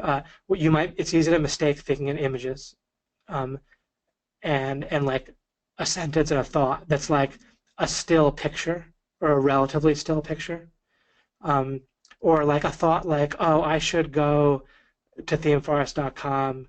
Well, see, even then, like I'm starting to get specific. Once you're like, okay, I should sit down in my chair, I should go to themeforest.com, and then don't get stuck. Like if you just think I should go to themeforest.com and start going, or I should go to wordpress.com and make sure I'm registered, or I should update WordPress. That's just a statement. That's not a scenario. It might be the very beginning of one, but then you think, okay, so what does that mean? I sit in my chair, I type in my website.com/wpadmin, hit enter, and then I put in my login information. Oh wait, I don't know where my login information is. Okay, I'll search in my Gmail for something, or I'll re-register, or I'll go to WordPress.com, or I'll try to ask someone, where do I find my login? Whatever the bottleneck might be. Or you log in and you're like, all right, there's a whole menu here. And then I heard of themeforest.com. Maybe I'll go there and poke around there and I'll download. And then at some point in doing that, you're just going to go do it. But you're developing. What do I do next? And it should look like not just a statement of what you should do, not just a kind of a picture or a movie that lasts a couple seconds and then stops. You're adding another element and you're subtracting an element and you're adding an element. And you keep doing that until you get clarity. No problem, Michael, no problem about being late. Michael Long wrote, this semi-soft lock idea was an overwhelming advantage for our member in those days, and they really got it. So it was actionable. Yeah, no, totally. I think when I said that, I think that made sense to people to a large degree, and I can point it out here and there in the future, but it's one of those nicely tangible, helpful things. Megan Lee wrote, the feeling that something fits. I often feel this when I listen to you, so that something seems now to be a signal that I don't yet get it. So that seems now, oh yeah. So that feeling like that something fits, right? That seems now to be a signal, right? When you feel like, oh, that fits, that makes sense. That's a signal I don't yet get it. Well, here's the thing. Imagine you're talking to someone and they say something and it sounds like a good idea. What do? You think about it, and what does that mean? Scenarios. So whatever I say, you need to work through it yourself in terms of a scenario. There's no such thing as understanding properly unless you work through the scenario yourself. And you don't know something to be true unless you can identify what the opposite of it would be and get a sense of how that can't be right. That's a little bit of a preview of things I'll get to. Making sense, Megan wrote, is not the same as what might be called revelation or the aha moment when some thought breaks through and opens a new space. Now, there might be times when I'll say something and the scenario will just be kind of vivid to you, and it'll make sense properly, where you'll really get how the opposite doesn't make any sense, and it'll happen in a flash. So it could be a real aha moment where you really did get a distinction, or you see a new distinction, or you cross off something where you see, like, yeah, I see how it can't be right to do the opposite. It can't be right not to think in scenarios. It can't be right just to hear a thought and just not know what to do with it and just to have the next thought. It can't be right to think I should work on WordPress and just not know what to do with that thought, and just to kind of get stuck there. So it must be right to think in scenarios. When you see that's a genuine good thing, but still walk it through and you can really check things over with scenarios. The more just applying the scenario thing will, be just, if all I did in alchemy was teach you about scenarios until it made sense. I guess in one angle that is what I'm doing, but of course you'll get a zillion other things. We'll go through building your offer and things like that. But it's unbelievably different. Your functional intelligence, your functional ability to think and use thinking as part of your goal achievement in a way that's effective will be really just dwarf other people's. You will be so smart in practice compared to whoever else. if you to the extent that you think more and more in scenarios. You're just not going to have competition. I mean, someone would have to have such an advantage over you otherwise, and such a head start for them to compete with you in anything. The more you think in terms of scenarios. Not that we need to think in terms of competition or not, but while you're kind of, anyone that's still getting their stable base under them, there's some competition involved there sometimes, or at least a little worrying about it. But oh my goodness, the difference is astronomical the more you think in scenarios. And you'll just get it. The more you'll start to do it, you'll succeed to some degree, and you'll see the results like so clearly as you think in terms of scenarios. And with scenarios, you're never stuck when you're thinking in terms of scenarios. If there's a feeling of being stuck, or not a feeling, if the result is stuck, if the result's negative, if you're not actually taking action in real life, you're not thinking in scenarios. When you're in scenarios, how do you get stuck? You just add anything in there, right? Or you change one thing, or you look at it from a different angle, or you go forward in time, or you go back in time. It's absurd to get stuck. It'd be like standing in the middle of a mall and saying you can't move when there's when it's not that crowded. Right? A scenario is there's so many options to add and subtract, go forward in time, look around sideways, go back in time. What do I do? That it's impossible to get stuck. It's so impossible. It's utterly ridiculous to get stuck. Right? Again, standing in a mall and you're like, I can't move for no reason. Someone's like, why can't you move? You're like, I just can't. Right? Of course not. So there you go. With scenarios, you're never going to get stuck. If you're not stuck, you're not frustrated, you're not bored, you're not angry, you're not feeling helpless, you're not, I think I said afraid, you don't need to lash out at someone, and so forth. So it's so transformative, and you will be no matter how smart you are, you'll be functionally way smarter. It's just crazy. Like functionally, I mean, Mike experiences this, like when I do this, of course he experiences it for himself, he does it too, but when he watches me do it, I mean, it's just, it's crazy. And then it just becomes, there's just even thinking in terms of intelligence just becomes almost absurd, because people that think they're smart and then don't think in scenarios, you just run so fast, like it's like they're standing still or walking and you're sprinting, or you're in a car, or they're like a fast runner and you're in like a race car. It's just ridiculous. So there's just nothing in the sense of someone else being intelligent, not in a condescending way, but in a way that you don't need to be intimidated by other people. Never should we feel condescending, but we don't want to feel intimidated.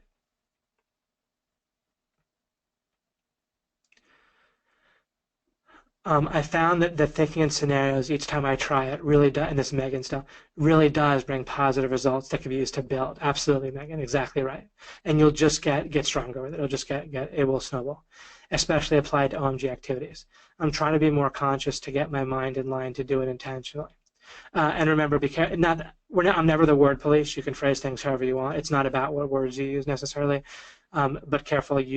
It's more like you're using the fact that you're conscious in a better way, but you don't actually become more conscious. But totally reasonable to say words like more aware, more conscious. Sometimes we just have to talk practically, and it's a totally reasonable way to refer to this. So just in case it's helpful for me to say that, I say that. But it's never about using the right wording. With me, it's not. That's a silly place to focus. It's a type of discipline, like taking my mind on a walk like a dog on a leash and not letting it romp around the neighborhood. And it'll stop being so much of a discipline.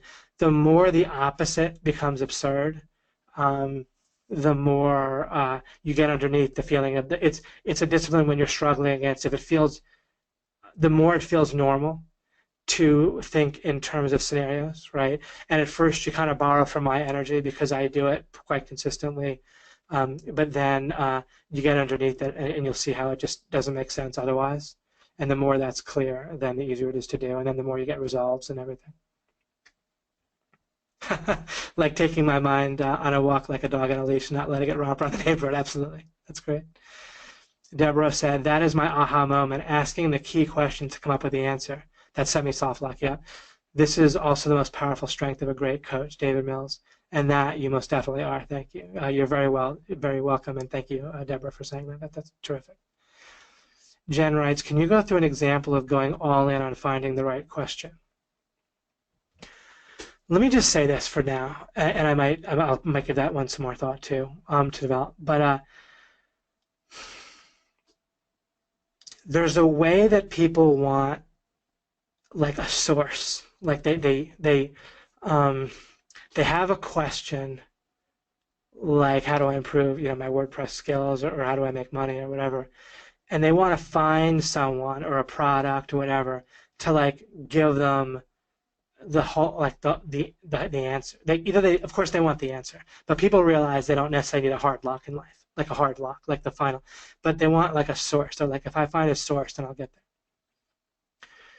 And so they devote their resources to finding a source. So someone wants to make money, they want to have their own business or some monetization on the side of their job, something they're doing for themselves, right? Directly. And so they keep buying courses, let's say, and investing in those courses. So they're going all in on finding the source. If you're going all in on finding the source to give you an answer, you're not going all in on targeting and getting more specific with the question. So when you develop the scenarios in your mind, or you can buy a course on how to make money, but use the course to get the right questions. Or you can take action and try to succeed with something, but you're taking action not to get the answer, but to get the question better for yourself. And you might, while you're trying to get the question, you might just get the answer. While you're trying to achieve the semi-soft lock in a game, in chess, you might just win, right? If the win comes up, you take it. It's not going to be a problem. If you just find the answer, it's not like you'll, blow it off. So nothing about what I'm saying will cause you a problem if the answer, it won't take you longer. But yeah, you focus in on, you start with a question, and then you can take action, you can ask people, you can buy a course, which is like could be trying to find a source.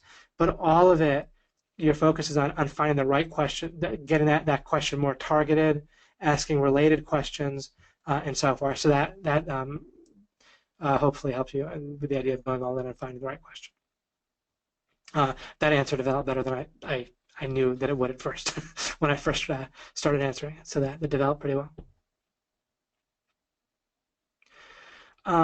It's not exactly that we have the answers within us for any scenario. That's a reasonable approximation. Like people that believe that they have the answers within themselves if they just ask the right question, that's effective. Like it's better than not. But I actually don't think of it in terms of the answer is within me, because there's ultimately that. I mean, again, it's not about being the word police, but generally people don't exactly mean exactly the right thing by that. It's more like that the answer, that problems have solutions. It's sort of like the world is rigged. Or here's this: if you're playing a video game. And again, suppose it's the type of video game where you're playing a character and you're going through like levels or places, and you're achieving an objective at the end, right? You're rescuing the girl, you're saving the world, or whatever. When you play that video game, you are presuming that it's rigged so that if you keep playing, you'll win. That's how you want to go through life, and it's not that it's not that the answer to how to succeed and get the objective in the video game is within you, but it's inherent within the whole environment, within the whole situation, right? It's rigged for you to succeed. So I look at it as it's not like the answer is in the universe or in God or in me, but the whole situation's rigged so that problems have solutions.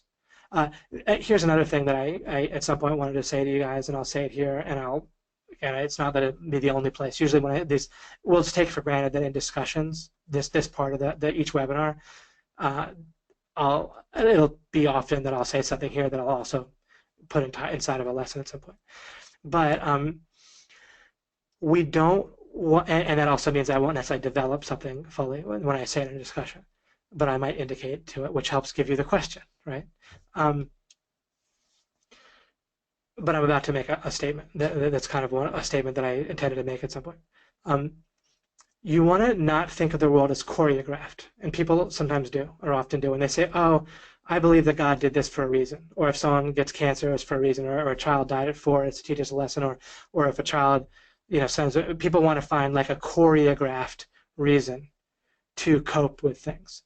But there's the problem with viewing the world as choreographed. There's a whole bunch of drawbacks to that, which again I'm not even gonna. You can work them out for yourself, or I'll get to them later.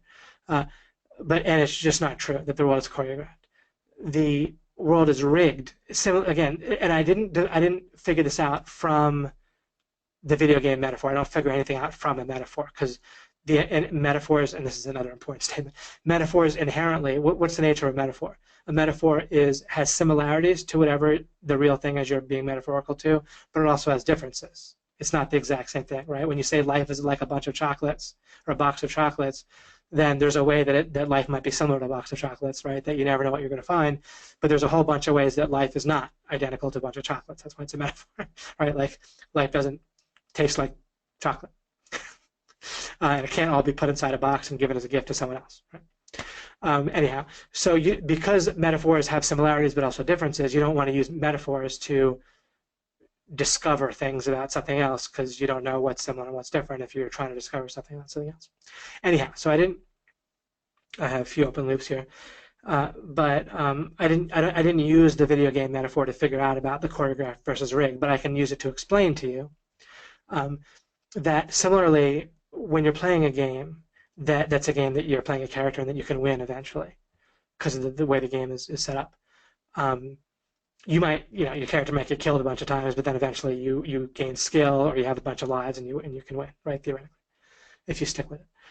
It's rigged so that you can win if you just behave competently and keep going, right?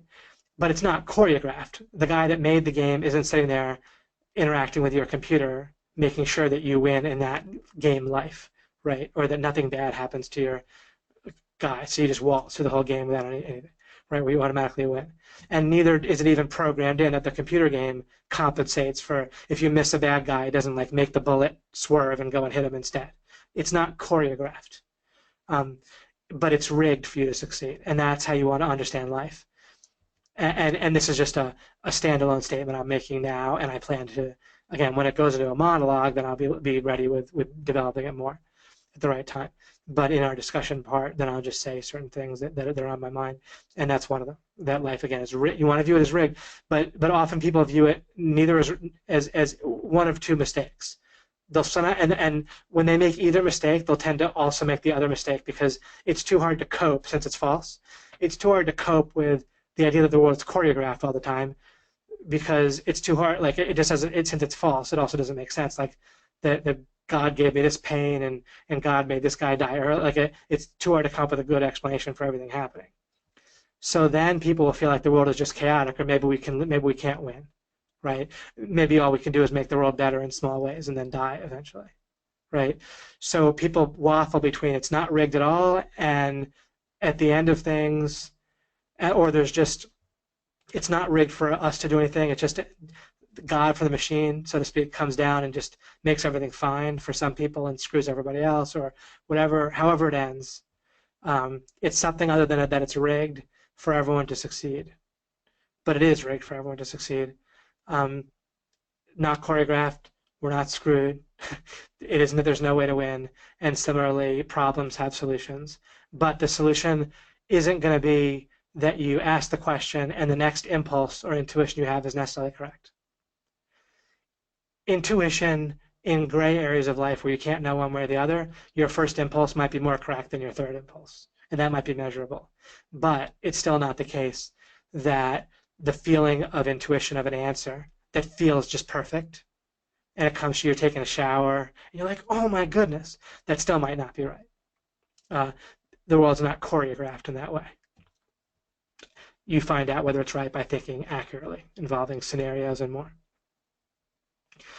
Very profound twist, I'm glad. Yeah, it's a terrific, it's accurate, and it's a terrific way to look at the world. If you play out in a scenario, how you would act, how you would live your life, if you consistently act on it being rigged, but that not choreographed. Choreographed is like, doesn't really matter what you do, right, and so forth. It's not rigged so that if you're incompetent, and you just don't care, you don't try, you don't seek, that that it'll be okay. Now, eventually we want everyone to be okay by leading them to realize that they can think accurately, really, and so forth. So there's a path that we can help everyone eventually. But anyhow, rigged, not choreographed. If we act on the idea that it's rigged, isn't that most effective? If you play a computer game thinking that, like, generally that's how people play computer games, and obviously it's the most effective.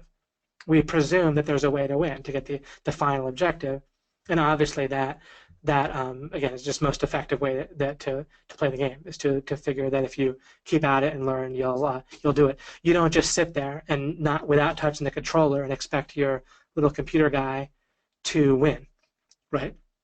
Neither do you just give up. Of course, an individual person might decide not to play a particular game, but you don't just say generally that there's no way to win, right? And some people might with some video games, but you understand that a person who succeeds at a video game correctly gets that it's rigged, and that's a great way to go through life. Take it to the extreme, it still works. That's another hint that I'll give you, or that I'll plan to cover in the next webinar or two. Is one way to test an idea is to take it to the extreme. Does it work in the most extreme circumstance? And when I test the idea of the world being rigged that way, it does. I'm not going to go through it right now, but at least as far as I've gotten so far, then that's what I've seen. David, your response of the semi-soft lock versus the hard lock and versus the soft lock as well was an aha moment for me, right? There's three things. There's a semi-soft lock, which is like a small advantage in chess, like just a pawn ahead, or not even a pawn ahead, maybe a certain setup that if you get to, that if you're competent, you can take it to the win. You want to find that smallest thing. That's a semi-soft lock. A soft lock is you're up by like a queen and a pawn, or a queen or a bishop, which is better than a queen and a pawn, of course. That's a soft lock where you don't automatically win, but it's super easy to win at that point. All you have to do is not be incredibly incompetent once you have a soft lock. But most people, and again, I'm just repeating myself just as a quick review because it's such a great concept. The soft lock is pretty obvious to people. The distinction is not between the soft lock and the hard lock. That's how people usually think of it. The hard lock is like you win just so overwhelmingly that it doesn't even matter. You could be totally incompetent and still win. The soft lock is what most people realize and what they go for. The soft lock with achieving answers to questions is usually people look for a source to give them the answer, rather than they realize that just getting the answer is like the hard lock. They're like, where's the source? That's what they realize to go for. The semi-soft lock is you keep searching to get just the right question. And great. And so there's three things: semi-soft lock, soft lock, hard lock.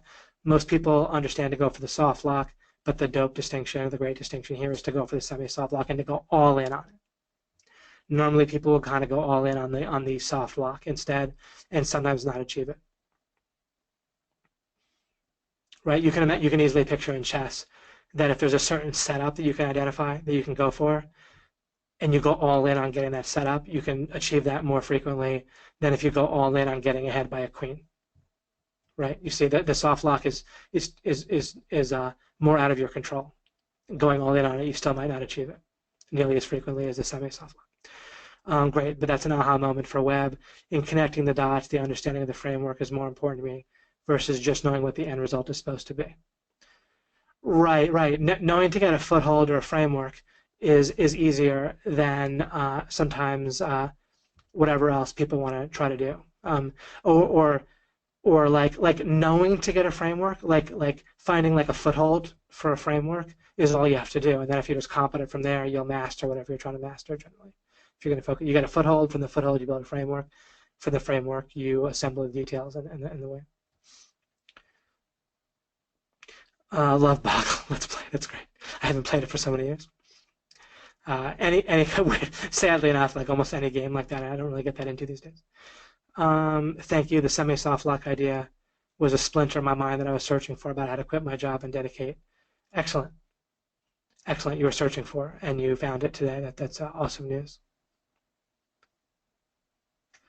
Okay, I can try to check into this Rupert Sheldrake's idea around consciousness as morphic resonating fields. But you want to watch because it might turn out to be the same thing, but normally, I don't know, normally people don't end up with the proper distinction of like there's a conscious being that's conscious. Notice I don't really talk in terms of consciousness so much as a consciousness field. Anyway, I can check that out too, very possibly. Thank you, David Mills, for your time and knowledge and sharing. I look forward to applying alchemy to my career and life. Yeah, oh my, looks like we're hitting the 3 hour mark again. So I'll wrap things up just about now. Have I looked into Six Sigma? No, but I'm aware. All I know about it is that it tends to revolve, I believe, if I have it right, around bottlenecks. And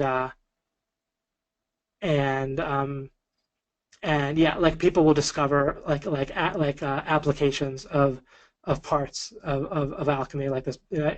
Basically, if you organize your strategy around breaking bottlenecks, then you'll instantly become one of the best strategists out there. And if you're in a group of people, they basically won't strategize that way, uh, believe it or not. And they might meander into it and then meander back out here and there, but they won't just focus in on what's the next bottleneck, what's the next bottleneck. They'll more try to like come up with a step-by-step action plan or whatever. They'll one way or the other they'll tend to go on for the soft lock, right? Not the semi-soft lock. There's another way of putting it, another angle on it. As always, mind blown. Mahala, this is gold, and love the MP3s too. Excellent. You are very welcome. Oh, and I haven't forgotten about the transcripts. We have those. I'll probably just put them in raw form because editing them is a bit of a of a bottleneck that we're not kind of a priority to break right now. And I might get that done too at some point, but I'll probably just put them in raw form, which won't be that appropriate if you haven't listened to it. But if as a review or as a search function or something, then it can very much be helpful. And there'll be sometimes some words missing that might be important, or even Mike said sometimes there'll be a word change that changes the meaning of the statement.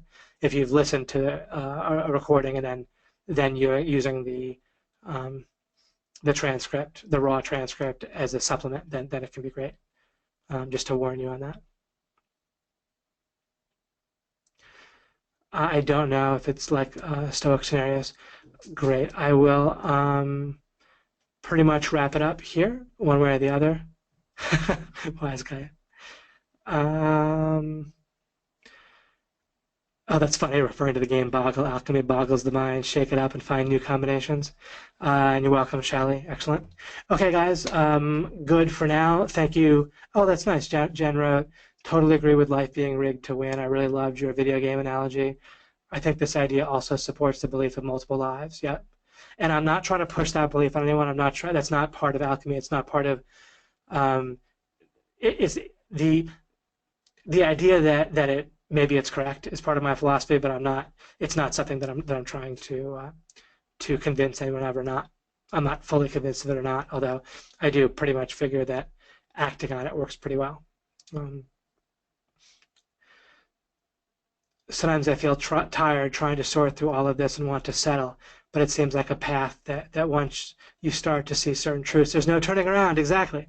That's the reason why I think it's realistic for us to catalyze a permanent change in the world that's real and massive, because there's certain things about these ideas where once you get them, there's no going back. And if you can make progress in a way that there's no going back, I think you can win. Right? I think we can win and really transform the world in a certain way. Get rid of, if people can understand how to dissolve contradictions and think about at least certain things with a certain accuracy, then that can keep snowballing and we can get there. And yeah, it's all based on the idea of making progress that's permanent, that we can stack with. Yeah, alchemy. Well, I'll have it recorded. It'll be out there, right? It can carry over if we have multiple lives.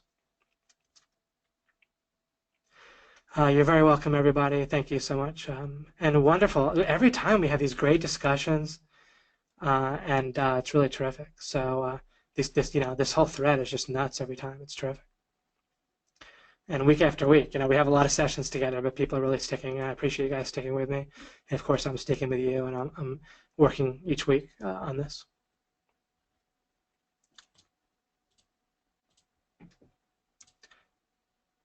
Oop. Ah!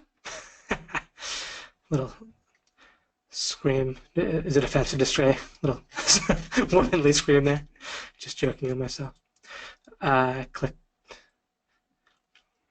but just doing a little last minute, saying goodbye to people and thanking people.